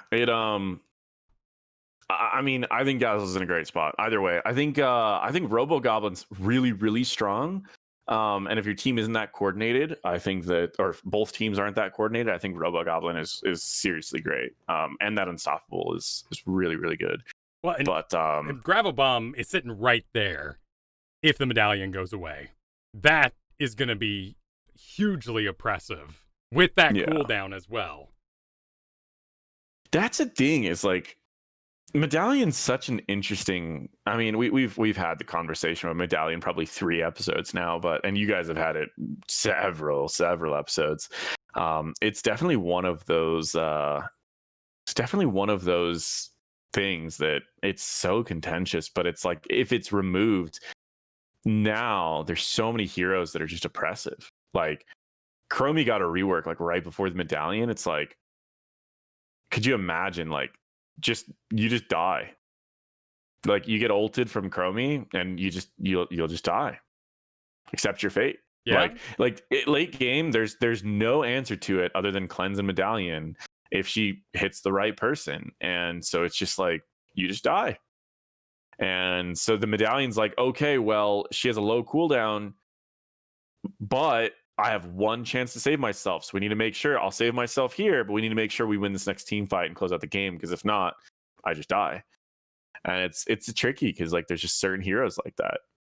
Yeah, I mean, Diablo, still, one of the more popular tanks, still something I first pick anyway when I'm solo league. Yeah, he suffers, particularly into the like plain. I'm going to charge you, pick you up over the top Apox combo. That thing is super hard to pull off right now. If that was more available, Diablo would be even more powerful. Brightwing is probably having this huge surge, not only because of an impressive showing, but snappy, fast, and complete CC rather than just roots is what's going to stop someone from hitting their medallion in time. Yeah. And the other thing, too, I mean, Medallion has completely stopped, like, Zeratil's Void Prison APOC, right? Like, I watched 2 teams try that recently, and they VP like 4 members. They APOC, drop the VP, and everyone medallions and walks away. And it's just like, okay, well, collected a lot of medallions, but we used up our game ender. And it was like, we might not get that opportunity to get a good VP again. And you lose like so much. And that's the most difficult part about it, is like that happens, and that happens too much sometimes. And that's the problem, is like you ruin old combos, but at the same time, it's like I still remember when I talked to McIntyre back in the end of HGC, and he's just like, yeah, he goes, the first CC that lands, the game's over. And he goes, so we all are playing heroes that we all just kind of sit around and we wait, and we just are. He goes, that's why I have to play Blaze every single game. As he's like, something starts to happen, I have to bunker so that we all survive whatever's about to happen. And he goes, and if I mess up the timing at all, he goes, the game's over. And he goes, and if they mess up the timing at all, the game's over. And he's like, it only takes one CC to end the game.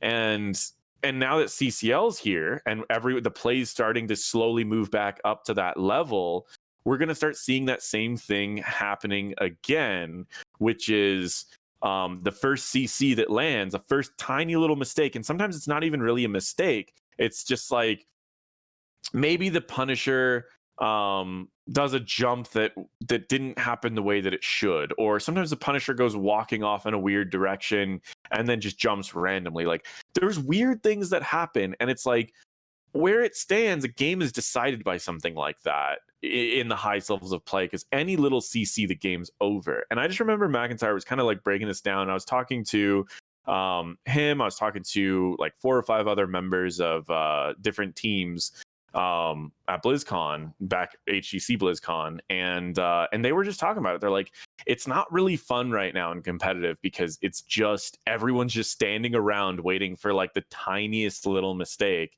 And it doesn't feel like actual team fights. It's just one person makes a mistake, dead. Now that team has to go try to find an even trade while they win the objective. And it's just like, the medallion was an answer. I don't know if that's actually the good answer for it. Some people have brought up like tenacity, where like you can, if you get hit by like a CC, you're like more resistant to the next CC as a potential answer to that problem. Some people have brought up the medallion should remove only one CC. So instead of popping it early and having 1 second of unstoppable, you have to pop it after you get CC'd, and it just removes one instance. So like, you can't get out of a mosh, but you could get rid of get out of the ETC stun before he moshes. There's a lot of answers to it, but medallion's definitely contentious beast right now. Interesting. You know who surprised me? A Leoric buff. And it was to his general auto attack, which already seems pretty good. I mean, his auto attack still hits like a truck. Remember that it's swipe, crit. So this small buff is AoE for 2 of those, and that small buff is going to get enhanced on his crits. So this whole change to Leoric really surprised me, but I like it.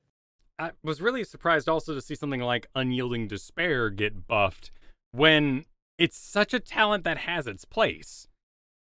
Yeah, and W build, March W build is like, that's what you're going to run. There's no way around. Like, there's 3 builds right now on Leoric. They're all healthy builds. Koreans are running auto attack build. You've got North America players who are playing the Entomb and damage reduction build. And then you have Turk, who's playing March build. And like, that's, I mean, like, they are all 3 healthy builds that all have decent win rates. I'm surprised they touched them at all, but they did take the talents that didn't fit in those 3 builds. So, okay. And then sort of the Nubarak issue with, of course, our Buried Alive and even, the Turk build, as it were, trying to figure out what we can do at level 20 to make those other talent picks more interesting. So Hardened Bones is gone. Just straight up gone. Yeah. And we received different buffs to our other talents. This Shroud of the Death King, which is now down to a 25-second cooldown, become protected for 3 seconds. Why? On paper, these things are so exciting, but I always think of things like Tyrael. These talents just never catch on. Are they again, it's tricky. It's like, you've got I always come back to like, when would I need to be protected for 3 seconds, right? If I'm going damage reduction build, I generally am not going to be dying too early because I usually have a drain on someone and I'm also lowering all of their damage, so I don't really need it. I would say auto attack build would be the best for a talent like this, so that you can like protect yourself and heal back up very slowly with a couple auto attacks, because you can sneak in. I mean, if you have your quest done, you can sneak in like 5 or 6 auto attacks during that shroud. But like, it's competing with Buried Alive. You know, like that's the hardest part. It's competing with one of the best talents in coordinated environment, and it's not a bad talent outside of coordinated environment. But maybe I would say maybe for like Storm League, having that protected whenever like things get a little too hectic is not bad. But I don't know. I mean, and same thing with like the Burning Despair is like, while Drain Hope is that, well, you're not usually going to go that in a Drain Hope build. You're going to go Death March in a Drain Hope build. So I feel like they need to do something very different to be, because right now they're competing with talents that are already good in those builds. But potentially Shroud of the Dead King could be used in the auto attack build. I don't know. I've got a different idea about it, because to me, the biggest turn off to Leoric is the standstill when I'm wreathing. And that's where Tychus is amazing. I don't want to fight Tychus, Tassadar, Sylvanas with my Leoric at all, because there will be times when my body's just sitting there because I'm going somewhere, and I am dead against those characters, more so the Sylvanas and the Tychus. So Shroud of the Dead King, to me, almost feels like at 25 seconds, maybe I could pop it, ghost around, not die while I'm ghosting, and then still come out the other side of that ghosting business with my Ominous Wraith and Royal Focus, perhaps, and get that kill. So that's where I then butt heads with something like Burning Despair, which is now giving 40 armor while the Drain Hope is active. And sure, a lot of the times I'm like, hand, okay, ghost. And that is a decent stack. I'm healing 40 armor at the same time. But maybe if these talents were one together, maybe while Drain Hope is active, I am protected. That's going. I mean, too that's far. like, that seems crazy in a W build. Like, if you're protected, because you can keep W on almost infinitely, so you would just be an unkillable force. So too far, of course. That one might be a little too far, but I like your idea behind it. You know, you did bring up something though with Shroud being used in like the E build, in the Ghost package, right, where you're reducing the damage.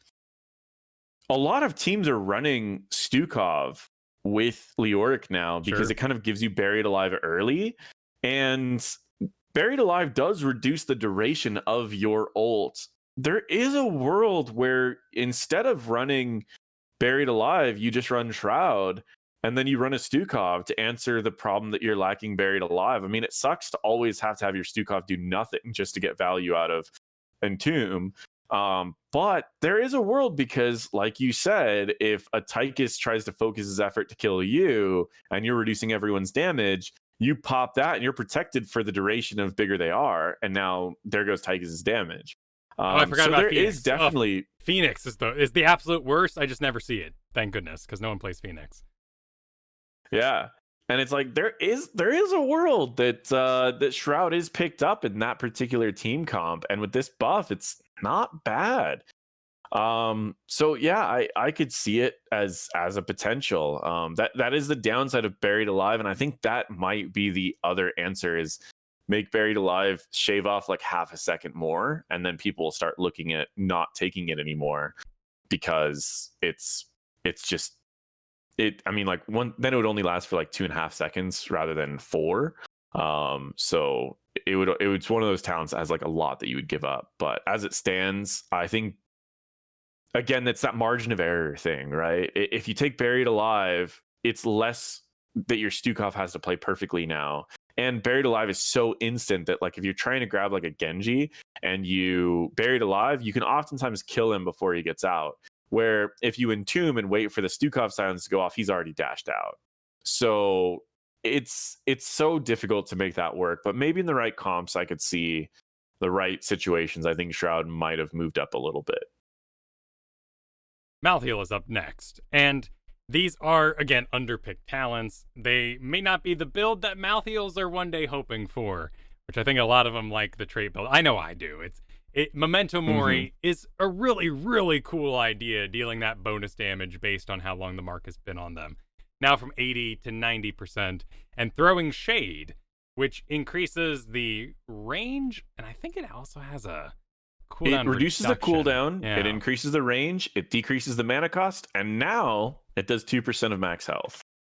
Is this it's kind of a loaded talent, to be honest. It's a lot of words. These are your magic cards that are like a page long. You're like, it must be good. Man. It's got so much text on it. Oh man. I remember when my friend showed me Urza, and like there's so much unnecessary stuff. Like a little bit would make him a great commander. Everything else was just so unnecessary that just makes him like a $40 card. I think he's like $50 now, actually. I don't know.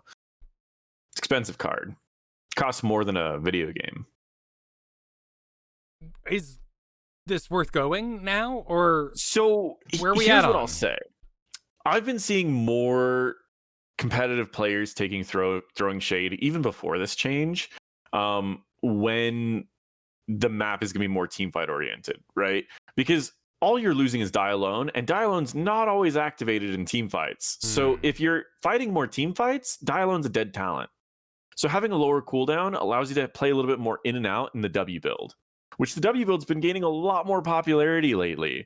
So this is, in my opinion, this is the talent for the W build, unless you need to win the lane.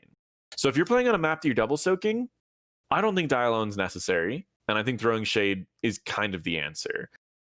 That's my personal belief on that. Now, if you're on Braxis or you're on a map that you need to win the lane, naturally, you're not going to be fighting a lot of team fights, so Die Alone's going to get a lot of value. So I think throwing Shade is, even before this 2% extra max health, I think this talent is actually really good for team fights.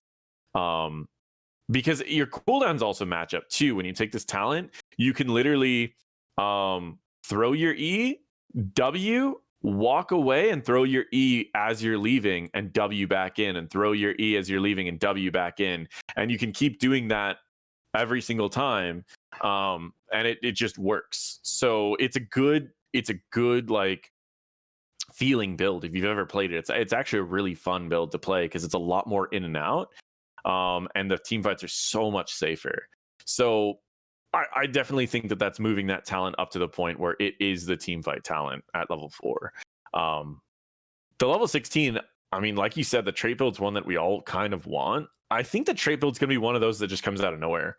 I really do. I think the trait build's literally just going to show up and one person's going to play it and we're all just going to go, oh, it's finally overpowered now. We just didn't even realize it because we're just not playing it. But they keep buffing those talents and nobody's testing them out. I usually test out every single buff, but all the buffs are so small that I haven't tested it in probably 3 or 4 buffs. We could be there already, Kyle. We could be there, Kyle. Honestly, we could be at the point where trait build is just absolutely busted and no one's tried it. I've heard that Memento Mori is okay versus things like maybe Diablo. If it was earlier, we might take it into Urel instead of something like, Cold Hands and Die Alone. But actually, it's very much for me a Gazlowe situation again. Because of my learnability, my discovery with this medallion, I've started going more often Inevitable End. So I have Unstoppable for all these various things that I am now more aware of. Before Medallion, my Bruiser would jump in. If it died, it's like, well, I mean, that happens. I hope I tank long enough that the rest of the team wins. But now I know all these little intricacies. May's slow CC too has also kind of made a world where I might want to be unstoppable pretty often. Once I've gone Inevitable End, now I'm missing Soul Siphon. And I start thinking to myself, maybe Mortality or even Memento Mori might be really good here. Well, if I'm going to do Inevitable End at 13 anyway, maybe I should play around with Massacre or Throwing Shade or Black Harvest. I mean, it's definitely a possibility. That's the thing. There's interesting trait talents. I mean, your trait talent's Black Harvest, longer duration, nothing exciting there. Ethereal Existence, which is 30 Fizz armor. Again, you generally die to burst on Malthael. You can usually out sustain one auto attacker. So I don't think that's really the talent either.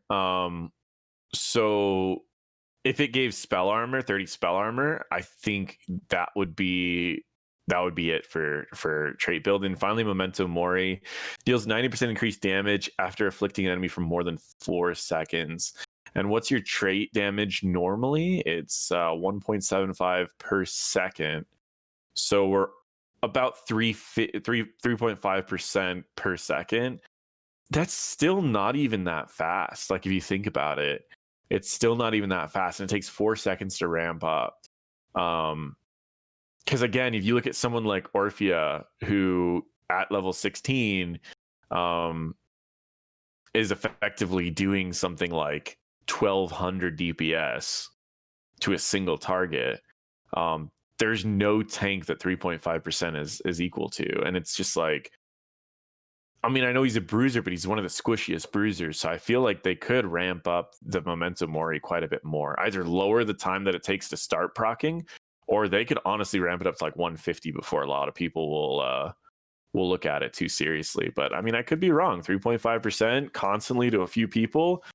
Maybe it's just way more than I'm thinking. Does he have a 20 talent for trait? He doesn't, right? No, he His 20 doesn't. talents are just no one can stop, and then upgrades and final curtain. Final curtain, which leaves the trail on the ground for 4 seconds, would help you to reach 4 seconds more reliably. But as you mentioned, in this world of something like Last Rites, and I'm going to trade before I go down, no one can stop death just feels right still. Yeah. But I mean, really, in the end, it's the art team. It's, to use the Magic the Gathering scenario again, it's, you got this really ugly, weird, like, doll that has death touch, and you're like, I don't want to run ooh, this badass snake 1/1 death touch. I'm going to run, like, everything about Memento Mori, when that laser's going and the black soul stones vibrating, it just makes me feel like I'm kicking ass. Yeah. It's, I really would like that talent to be more competitive, especially since you lose healing too. Like, if you're going to go an AoE build, and you want something more AoE, Soul Collector adds so much healing to you, while Mortality allows you generally going more Ws, so you can stay out of the fight more. So it's like Mortality is if you want to kill things a little bit faster. Mortality is if you want to kill things a lot faster. Soul Collector is if you want to kill things a little bit faster and also be tankier. Memento Mori is like, well, in 4 seconds, you might be killing things a little bit faster. And it's like, I think they honestly could ramp this one up a lot.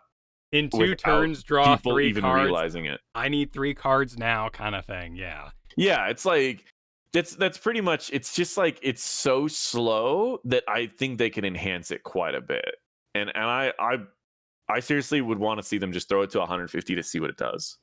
Like that's been always my thing with balance on some things, like these underutilized talents that they're slightly buffing for like 7 patches in a row. Like, I just want to see them like triple its value sometime and just see what happens. You know, there's so many talents that like are never picked, and I'm like, what would happen if you just like tripled its value and then just like maybe started lowering it after people like went a little crazy with it? I don't know. I guess I'm there with Memento Mori, right? I'm like, I just ready for it to be a triple thing. It. Yeah, it takes so long to build up, and it's competing against such great talents that it's just like, triple it. Let's see what happens. 150%. Well, my guess would be that Varian is one of these, let's see what happens, because Varian surprisingly got touched up with a little bit more health, a damage bonus increase on Lion's Maw, High King's Quest, Regen Globe collection requirements for the quest reduced from 20 to 15, and a little bit of cooldown reduction on Demoralizing Shout come 20. But what I've heard is that this has pushed Taunt Varian into high health status. Below the Cho'Galls and the Stitches are extremes of health, but now absolutely hanging out with the best of the tanks in terms of numbers. I think this is good for Taunt Varian. I think Taunt Varian, people like Fury have already showed that Taunt Varian is a competitive tank. I always thought Taunt Varian was a good tank for Storm League if you are with someone who can follow up your taunt. So a 2-person queue, 3-person queue. I think Taunt Varian's great, and we've seen him in competitive get some work done. I think he just needed a tiny bit of help, and I think this is exactly what he needed. The only thing that I'm like a little confused on is like I need to do the numbers a bit on if Lion's Maw is worth more now than Overpower as a taunt variant, or if that's still going to stay as just like a Colossal Smash talent, which is something that I'll probably run a little bit later to see like what the average I get off of all of my Overpowers and what the average I get off of all of my Lion's Maws. But overall, I think these are great changes. They made Twin Blades a little bit more consistent. The globes and takedowns were usually your bottlenecks. Because getting the 50 hits you can usually get rather quickly, especially after level 7 when you heal yourself. Then getting 20 globes was oftentimes the last thing that you would get. So now it's 15 globes for High King's Quest. Demoralizing Shout competes with the lower cooldown on your banner. So moving it down to a 20-second cooldown, for those who don't know what Demoralizing Shout does, it reduces the enemy hero's damage by 40% for 5 seconds. So going into a 20-second cooldown instead of a 25 is an okay change. But what it competes with is level 16. Most people go Banner of Ironforge. It lasts 12 seconds, reduces damage by 20%.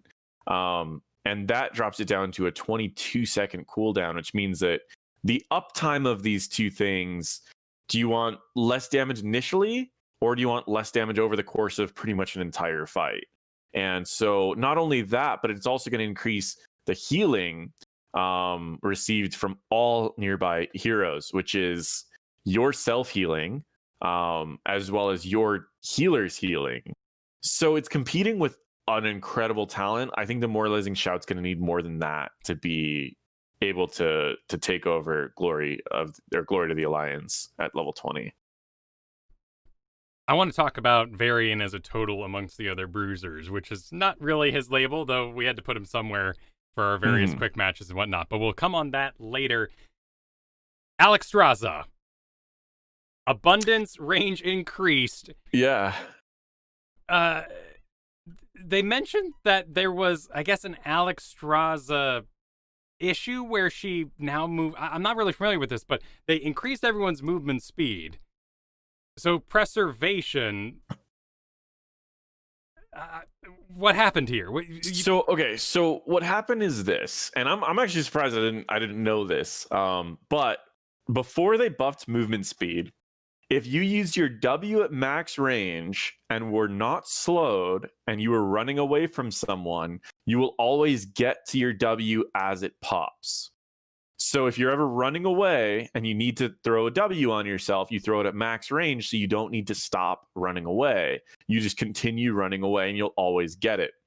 When they increase the movement speed of heroes, if you throw your W at max range and you're running, you'll actually outrange your W. You'll walk through your W before it pops. It's kind of a small thing because you can always just stop for a second and then continue on. But I guess that's their answer to this. Overall, this is more of like a compensation than a buff.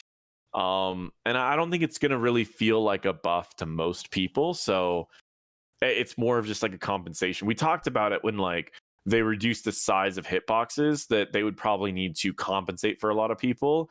And when they increase the movement speed, they might need to compensate for a lot of people. This is like just a straightforward compensation that probably it was on a problem that like not a lot of people really did that. I didn't really realize this was a thing on Alexstrasza. And like Alexstrasza is one of the people that I used to get to Grandmasters the first time. One of the heroes that I loved was like playing Alexstrasza to drop that W, like, and just full combo your W's, heal an entire team for like 3 health bars. Like I loved Alexstrasza.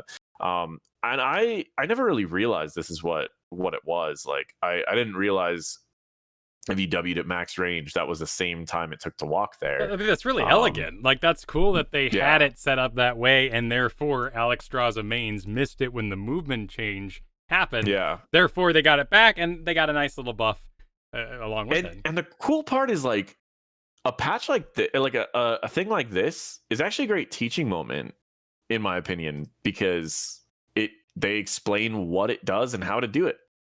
Yeah. Like hey, we're fixing an issue, and by the way, you can do this.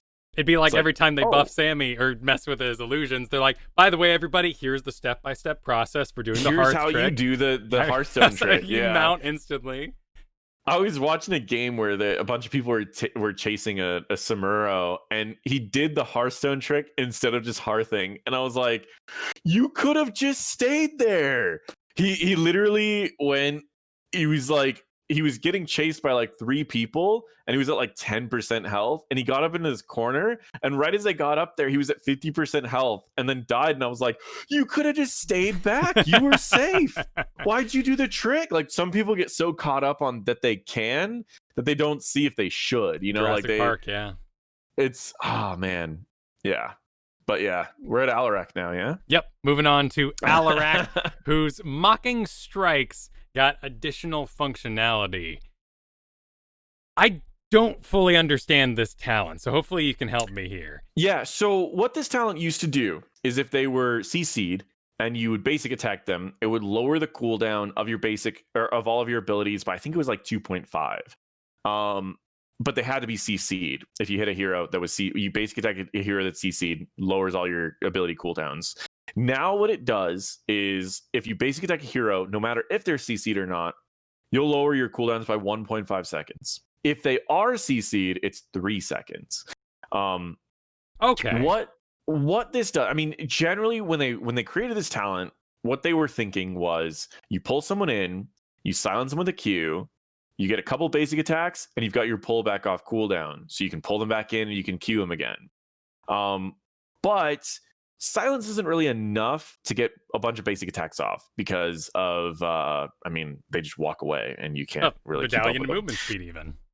Yeah, so where I've recommended this to someone, and it's worked out for him, is they just barely gave him, not barely, but a few patches ago, they gave him a level 1 talent, overwhelming power.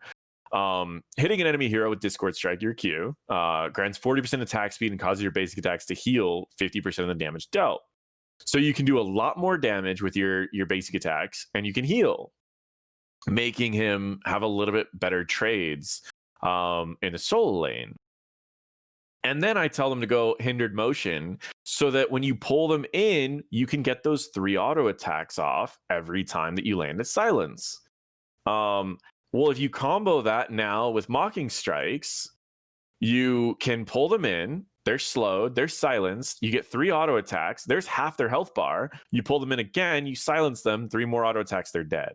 And so in the solo lane, you can beat a lot of people. The change to Mocking Strike doesn't really change that, but it does make it a little bit more consistent because Alarak in this build or this playstyle is kind of awful if you miss even a single Q.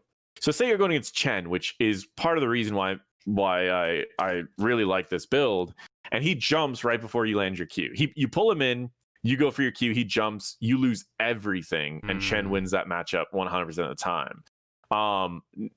Mocking Strikes you don't get till 16, so it's not a huge deal. But in team fights, it's going to allow you a little bit more consistency in that play style. Is this going to be the play style you should play Alarak in competitive? No. Could you run solo lane Alarak in the solo lane, or solo lane Alarak? Yes, in Storm League. One of the guys I was coaching, he's got a 79% win rate with solo lane Alarak, and that's before the Mocking Strikes change. And that's just with that. It's because people aren't expecting how much burst you actually have at level 1 by just landing overwhelming power and just getting 3 or 4 auto attacks. You win pretty much every trade against most people. So okay, I like that a lot then. Yeah. So we're basically saying that by 16, you should know as Alarak if you're landing auto attacks or not. You may have invested further in an auto attack build along the way. Yeah. Now at 16, you don't also have to assess, am I landing auto attacks and are they on CC'd people? That's a nice bonus, though. Oh, yeah. I mean, the other thing to think about is just it shaves off 3 seconds per basic attack. So in competitive, all your team really cares about is the pull and the silence. And if you did happen to go like the pull cooldown plus the plus that at 16, 2 basic attacks, you have your pull and silence back up. So even in the competitive scene, if your team needs a little bit less damage and more CC, there is a world that Mocking Strikes might be picked up just for that more CC. I mean, I don't really see it in competitive. There's really good talents at 16. I mean, generally people just go Lightning Barrage because there's like that off chance you just get like 5 procs of it. Yeah, it's I don't know. I mean, it's definitely one of those changes that will make it a more consistent talent because you don't have to hit people that are CC'd. So I think it's a cool change, but will it change much of the gameplay? Probably not. Speaking of consistency, that's what Asmodean's buff is about. This is really exciting if you've ever tried out any of his All Shall Burn talents and realize how disappointing it is when the person dies too early and you get none of the benefits of those sweet full channel All Shall Burns. So what's happening now is that they've gone through and made so that Asmodean's talents still go off, in fact go off early if the target dies. So this is now Master of Destruction at level 7. This is basically a full build you can do across the board. All Shall Burn damage applies to all nearby enemies. 4 annihilation per hero hit. Target dies, pop that in the area. Cyans? The Spider Lady from Diablo 3. Her kiss. I don't know. Cydia? I don't know. I'm not entirely sure. Cydia? EA? You would heal 8% of your max health. If the target didn't die, you wouldn't get that max health. So Asmodeans were compensating by channeling this on minions, but it's not allowed on minions, so it didn't work anyway. Hell Rift. Full duration, you get a Demon Warrior, and Demon Warriors deal 100% increased damage for 5 seconds. And then level 20 Sin's Grasp. All Shall Burn slows the target by 15%. If All Shall Burn channels its full duration, the cooldown is reduced by 50%, and the enemy is slowed by 50%. So now these are all capable with the talents if that target dies. Which I guess Sin's Grasp really wouldn't benefit too much, but still.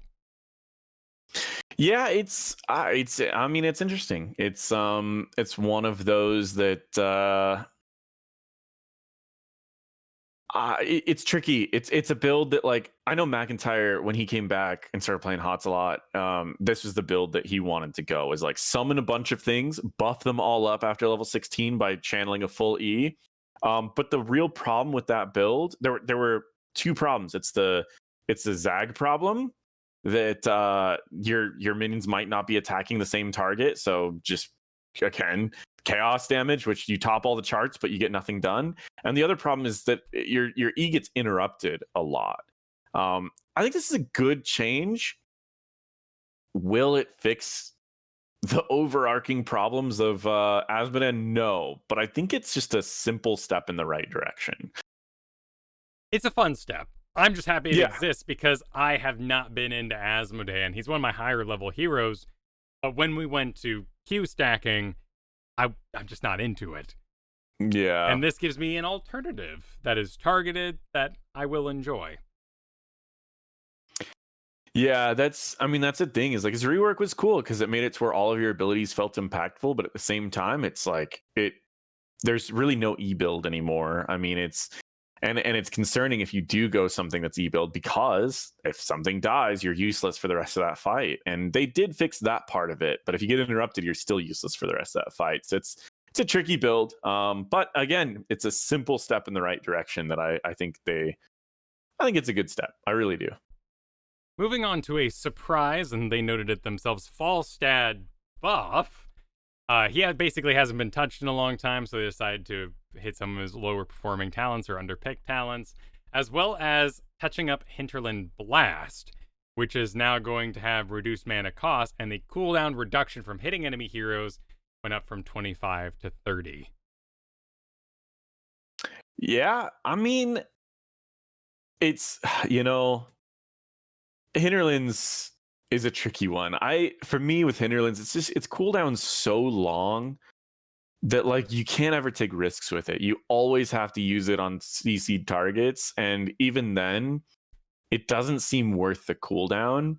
And even if you get that cooldown reduction, so with them increasing the cooldown reduction by a little bit, it's a little more reliable, but like, you need to hit 2 people for it to be at the point at the cooldown where I personally think it should be naturally without the cooldown reduction effect in it.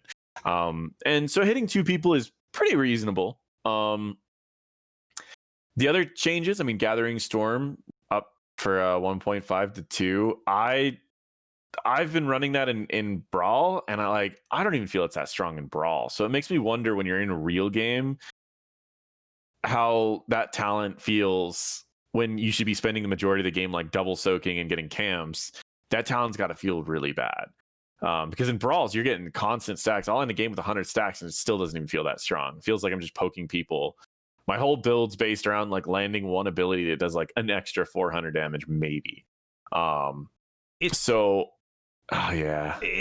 weird artifact. I don't want to return to Falstad dominance because he was a mage with a great auto attack and mobility and globals and camp ability and all these sort of things. But at the same time, I have to remind myself that we ran Falstad as that coverall mage because we didn't have Orphea. We didn't have a ton of the different mages we now have, or rework Tassadar. All these heroes were being made up for with the way we played Falstad. Now we got options, so maybe Gathering Storm isn't on the horizon. Yeah, it's interesting. I'll leave it at that. Updraft 60 to 70% on the shield. I just think it's not quite there compared to the shield that your W build can bring, or the hammer gains. It's just bread and butter for most Falstad builds. And secret weapon, I mean, I liked this talent at 80%. 90% is just even more. I think secret weapon is Falstad's actual secret weapon if you need bursty single target damage, where boomerang is bursty AoE damage. You lose double soaking potential, but what you gain is one of the highest single target bursts in the game. Like it's kind of crazy. And I guess your definition of burst too, because like naturally if you only had 1 second, I'd like bullet, but if you have like 3 seconds, you can do more damage with secret weapon Falstad around like level 16ish than most auto attackers in the game. Like it's crazy how much damage you can do. So I still think that's, again, the secret weapon for Falstad. It's such a huge potential. You throw that out, you activate the increased attack speed, you've got that percent health, and then whatever you're attacking, just 100 to zeros before that Q comes back to you. It's crazy. It's not anything you're going to notice really on the enemy side. You have to play Falstad to understand what secret weapon is even doing. And it's that if your hammer's out, you're getting this bonus increase to your auto attack. Mm-hmm. It's not readable. It's not something you blind either. It is a cool talent. It's a cool playstyle. I really enjoy auto attack Falstad, but I still feel like the lightning rod provides not only the merc camps, but that playstyle we've come to expect from him as a pursuer, as a connected body. Yeah. So it's definitely going to be a tricky one to see what happens with that. I mean, I like the epic mount change. They did the same thing with Dahaka. They made it to where the cooldown reduction of your level 20 mobility talent is much lower. I think the thing about this is at a level 20 talent, it's too late for a talent like that in most cases. You've already done enough split pushing that you don't really need that anymore. And I think that's where like Dahaka and Falstad, why those talents aren't that popular is because it's just too late. Falstad has picked more than Dahaka's, but that's also because Dahaka has, Contagion. But yeah, I just think it's too late for those types of talents. Like they could buff them a lot more and they still wouldn't even be overpowered. Like your Z could be like a 5-second cooldown and they probably still wouldn't be overpowered. That's a great point. And those talents maybe were more popular because they were fun in the past, but also we had entirely different tower building metas. The catapult spawning early too. Yeah. Changed a lot how we soak in the late game, which is there used to be tower ammo. Yeah. And there used to be extra towers around. Like people forget there used to be a tower behind the wall. Let's dive on to and speed through a couple of underperforming talents or builds they wish they were just better. This first comes to Lunara, who's got some Blossom Swell buffs, Accelerated Contamination, and Starwood Spear. So basically, at first we're looking at a Noxious Blossom buff that is more readable, more executable. Previously, increased Noxious Blossom's range by 25%, which it's still doing, with the radius of 20%. Hitting an enemy here with Noxious Blossom increases Lunara's movement speed by 15% for 3 seconds. The way she moves, this made this extremely odd. Now, instead, it applies 2 stacks of Nature's Toxin to the enemy's hit. A bit more seductive. Yeah, it's so after they buffed the level 7 Q talent, it became the main talent for most Lunara mains. They buffed it to, let me pull up Lunara really quick.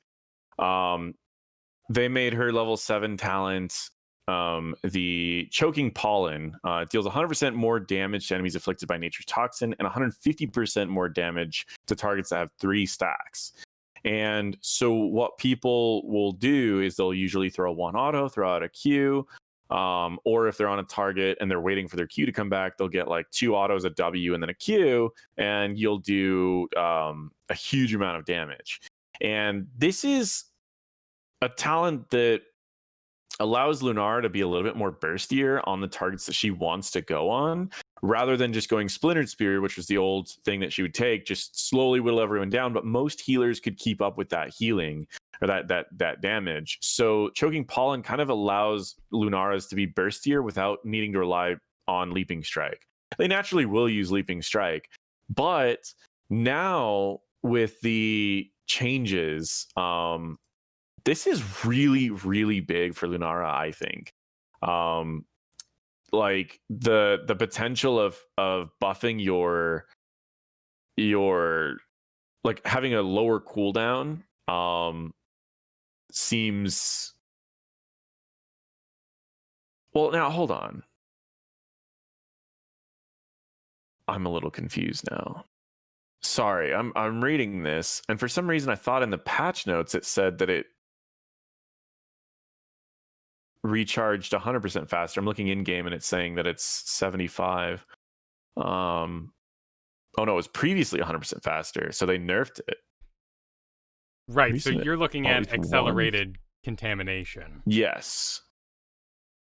So the big change on that one is that, so it went from needing 2 people afflicted with Nature's Toxin to just one, but then it lowered it a little bit. Exactly. Yeah, I think then it might not change her builds that much. Well, it has a place. There are those instances like Hanamura, where I find myself not in so much need of something like Nature's Calling, and maybe up against something like a Chromie, that I would benefit from having increased range against, because I'm never going to invest my auto attack self so deep as to pressure Chromie. Now putting 2 stacks on her is very interesting. I was already doing Starwood Spear pretty frequently, and this has a really, really low pick rate. So they baked in a little bit of range to it. Now you automatically get a 0.5 increase to your range, which isn't huge, but they knock that off the time where you're at 2.25, previously 2.75 for 6 seconds for auto attacking with increased range. So it's a new build in a sense for Lunara that will give her those opportunities when you're probably not playing Nazebo Lunara and destroying structures and doing more objective-based things. Yeah, I mean, Starwood's interesting. I generally go on auto attack builds on Lunara just because it's like I don't play her enough to know the order of which you're supposed to drop down your Q, your auto attacks, in order to get the most damage out of everything. So I just go auto attack build when I do end up getting Lunara. But even at 16, I don't usually go Starwood Spear. That extra range is nice, but you can get an increase in attack speed and percent health damage if you go Invigorating Spores. I guess it's kind of a safety thing where you want that extra range, but you lose out on a good portion of damage. It's like 40% of your damage that you get increased by grabbing Invigorating Spores. So I don't know. I don't know how much it'll end up changing Lunara's builds with the talent changes, but we'll have to see. what's going on with Orphea? Because this is a talent incentivization as well, but it all turns into Orphea goop in my ears. Yeah, so I play a lot of Orphea. In my opinion, she's like one of the best Storm League mages, and I think that she's an amazing competitive mage as well that's just being underutilized. In her standard trait build, she's practically a bruiser. If she can land her W, she gets a shield equal to 10% of her health. Her next basic attack heals her equal to 10% of her health, and that's all on a 1.5 second cooldown, which is now a 2-second cooldown because of the level 7 change. So that's the only real nerf that they gave to the W build, or the trait build anyways, was they moved it from 1.5 to 2, which I think is the best change. I think it moves it from where I considered it to be overpowered to strong. And maybe it wasn't really overpowered. It probably moves it from strong to just less strong, but it's still very strong. Then they buffed underutilized talents. The Q talent, Allegrissimo, they made it level 4. They made it to where not only does it reduce the cooldown of Shadow Waltz by 1 second, not only does it reduce the cooldown if you hit someone, I feel like this is flipped. Yeah. So it used to only be if you hit someone with your Q, it sets a cooldown to 0.75 seconds. Now it's just a flat decrease of 1 second cooldown, which is going to add to the consistency of Q build. The problem with Q build on Orphea is if you miss that Q, you were useless for the next 5 seconds. And now it's for 4 seconds, you're useless, which still sucks because most fights are determined in like the first 3 to 5 seconds. So to be useless for a good portion of how long most fights are determined really, really sucks. But it's a step in the right direction. Level 20, they're just trying to have some fun, I think. So with Eternal Feast, it's getting a new functionality. So where it used to increase your attack speed while Eternal Feast is going, now it's going to increase the rate your basic abilities recharge. So you kind of get Icy Veins while your Eternal Feast is going off. This is a great ult in combination with like a Leoric Entomb. Leoric Entomb's one target, you throw an ult out, and now you have Icy Veins going for as long as Eternal Feast is going. Which, if there's an Entomb out, you've got it going for 4 seconds. So it does kind of work as an Icy Veins. It's just a really late one. And then they changed Engulfing Oblivion, which was the other talent. They just adjusted it anyways. The armor reduction duration is being increased. So if you ult people with your the chomp that pulls them all in, it will lower their armor by 25 for 3 seconds. And then if you get a kill, it still has that 5-second reset. And then finally, we have Final Toccata, which is you can activate it and it instantly resets the cooldown of your Q, your Shadow Waltz. And then for the next 6 seconds, dashing with Shadow Waltz resets its cooldown. So if you Q someone, if you didn't go Q build, because the thing is if you did go Q build, the cooldown's low enough to where when you dash, you're already going to have no cooldown. But if you didn't go Q build, you now have essentially the Q talent level 4. Just Q dash, Q dash, Q dash as often as you need it for 6 seconds. I never really thought this one was that good. Just because if you're in the build where Q gets the most value, you don't really need that. And if you're in any other builds, there's other talents you're going to take, like Eldritch Conduit, for example, which wasn't touched. They can give you up to 30 spell armor. So not 30 spell armor, 30 spell power. But yeah, overall, they're buffing underutilized talents, and then they're slightly nerfing the trait build. Seems like there's a lot of very cool stuff you can do with Orphea in the late game if this came down to more 1v1 fight. However, late game fights are often team fights at objectives, and we'll kind of stick to our old ways of playing her. Yeah, pretty much. Yeah, I don't think too much will change there. Sergeant Hammer, though. Yeah, this is quite the little flip around they're doing, particularly when it comes to the Maelstrom rounds, which have changed rather dramatically. Previously, this was activate to increase basic attack damage dealt by 35% for 5 seconds. Hitting structures with basic attacks reduces the cooldown, so you can have that buff more often. Now, the damage is only to 30%. The cooldown has been increased, and basic attacking enemy heroes while in siege mode reduces the cooldown for this 30% buff. Yeah, so it competes generally with ambush. Ambush is gain stealth while entering siege mode or after not taking or dealing damage for 3 seconds. When you basic attack out of stealth, you do 100% more damage. That's what it's competing with.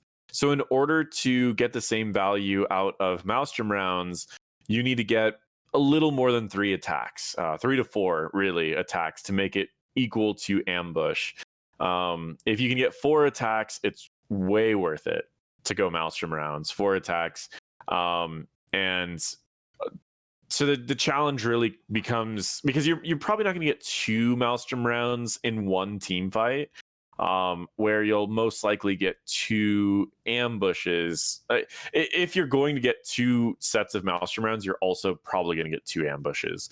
So because you don't ever have a fight that's just going to actually go on for that long as Sergeant Hammer. I mean, maybe if you're like a hyper carry where your whole team's just trying to keep you alive and you've just got like a stim drone or something, then I think Maelstrom rounds will be better. But if you're just an extra piece of a team comp, ambush is probably still going to be the pick.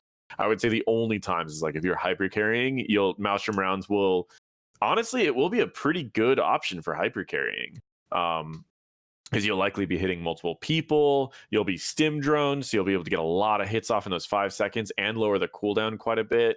The other thing to remember is that Maelstrom rounds stores 3 charges. So if the fight is going for a while, it's a very valuable talent. Then let's say you get out of that objective fight. If you can just consistently poke the tank, you can build up all of those charges back up. So I don't know. I like Maelstrom rounds a lot, but I did talk to a couple of the CCL damage players, and they said most likely it's still going to be ambush. So I don't know. I kind of like the change though.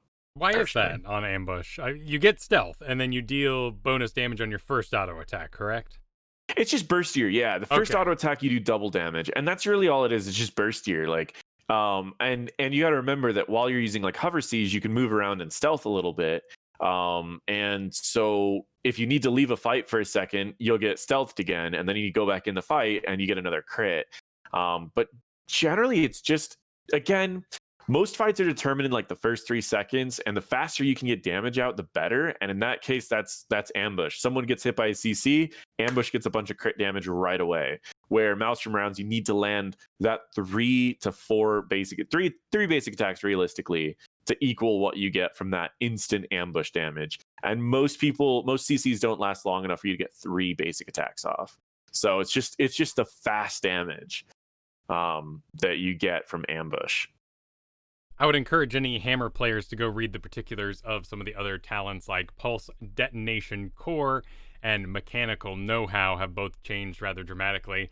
The one that most Hammers are probably going to interact with is going to be the Graduating Range, which has now had was previously basic attack range is increasing by 1 every 3 seconds up to 3, and now that basic attack range increases slower from 3 to 2. I think it's faster. Every 3 seconds up to 2 seconds. Yes. Yeah, so it's like just a little bit faster, it'll grow. It's a good talent for like Volskaya. You can sit on the edge of Volskaya and have range that covers the entire point. We got, and this is the final juicy one, perhaps, that I want to get to for the day. Because we have a mind control buff for Sylvanas. Mind control cooldown reduced to 40 seconds. And at level 20, you can take that cooldown now to 15 seconds, should you desire. This is, of course, following the mind control buff that allowed it to have withering fire stacks on that target preloaded up. Yeah, I mean, I said when this hits 30-second cooldown, it'll be a competitive talent. We're getting there. I like the level 20 upgrade's interesting because the other thing that it does is heroes that are mind controlled have their vision radius greatly reduced for 5 seconds. So that means that if you keep hitting the same person, their vision is reduced for 30% of the time. I mean, naturally, if you land a mind control on someone 3 times or even 2 times, 1 time they should die, but Again, the only reason why this talent's so rough is the same thing that I've said. Most fights in competitive are decided in the first 3 seconds, 3 to 5 seconds. If you can silence a team for that first 3 seconds, or 2 to 2.5 anyways, you won the fight. And so in order to compete with Wailing Arrow, mind control needs to be very good. And it's getting there. I generally like lower cooldown ultimate abilities because I feel like there's more opportunities to pick someone in between like a fight, in between objectives. You get a quick pick and then you get something of value. So I like it. I'm willing to try it more, and I do think it kind of brings back W build a little bit, because having them already have 3 stacks means that you can mind control in W and you get whatever. Yeah. And you could potentially even run without festering wounds. It's getting low enough on the cooldown. You can almost run without festering wounds and run lost souls and just stack a lot faster, because what'll end up happening is this. You mind control a target, they get 3 stacks of Banshee's Curse. You lost souls them and you basic attack them a few times, and your cooldown's low enough that you can throw a second W on them before you leave. So there is a weird world where you change the build around and W build comes back a little bit. The Koreans never stopped playing W build, but they're not running mind control. But I do wonder. That's all. I'm not sure. The Withering Braw's change is nice, but it's a lot of wonder for me on this particular change. Like, how much is it actually going to affect? How good is it now with the 40-second cooldown? And my initial thought of it needed to be 30 for it to be competitive. I don't know. We'll see. I mean, everything I've heard from everybody who tried it is, wow, that was kind of nice. If only it did something in an AoE. Perhaps silenced in an AoE? This would be a great talent. Oh, wait. I should have picked the other talent instead.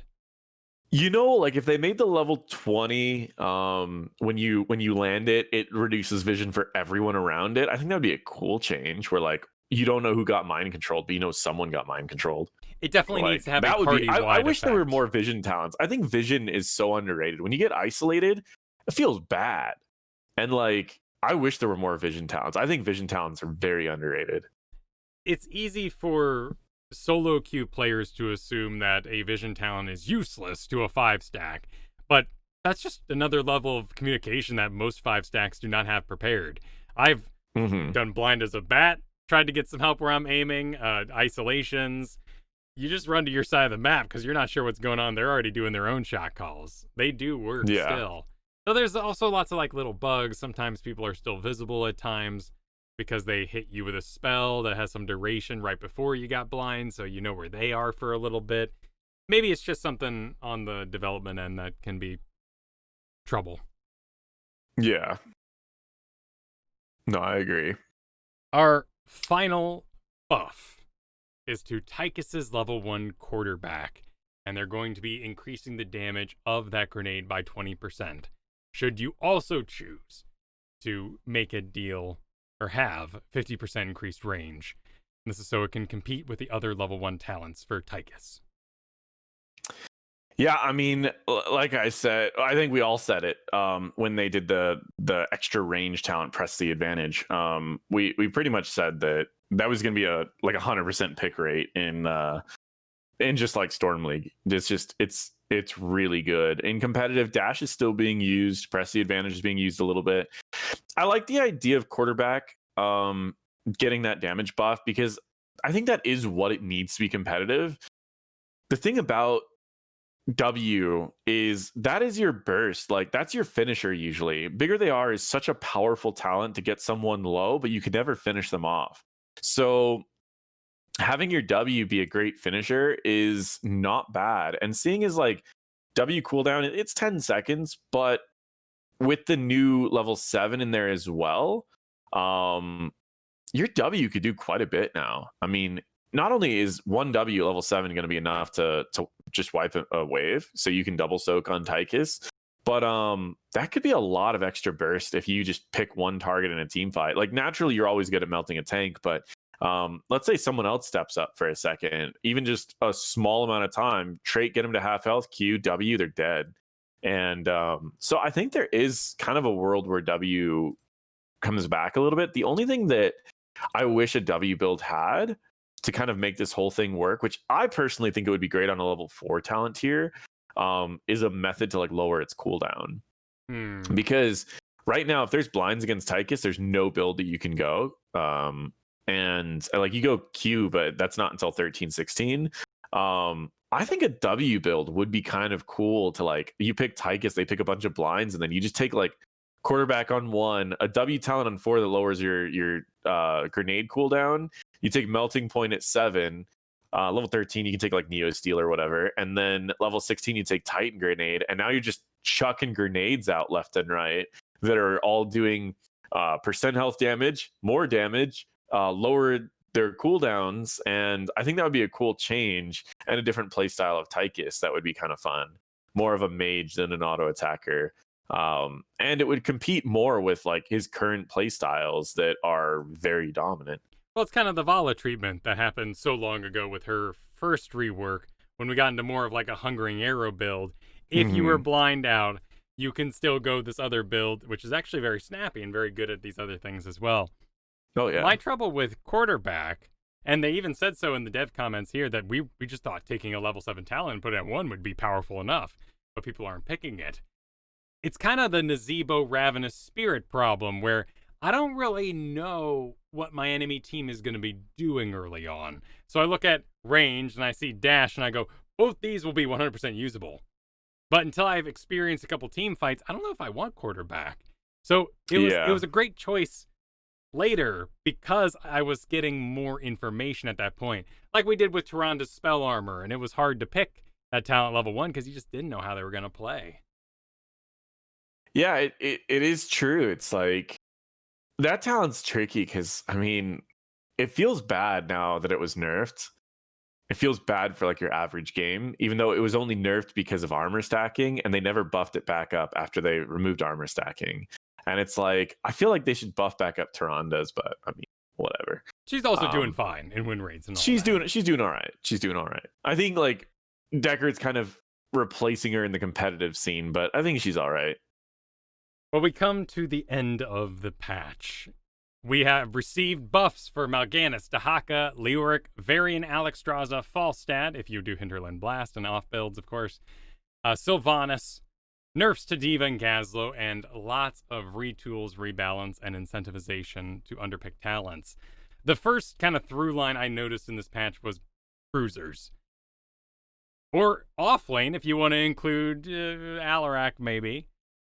Do you think this is shaking up the core of our Bruiser rock, paper, scissors matchups? Or are there's 7 or so other Bruisers who weren't touched? Are we going to remain in the same place?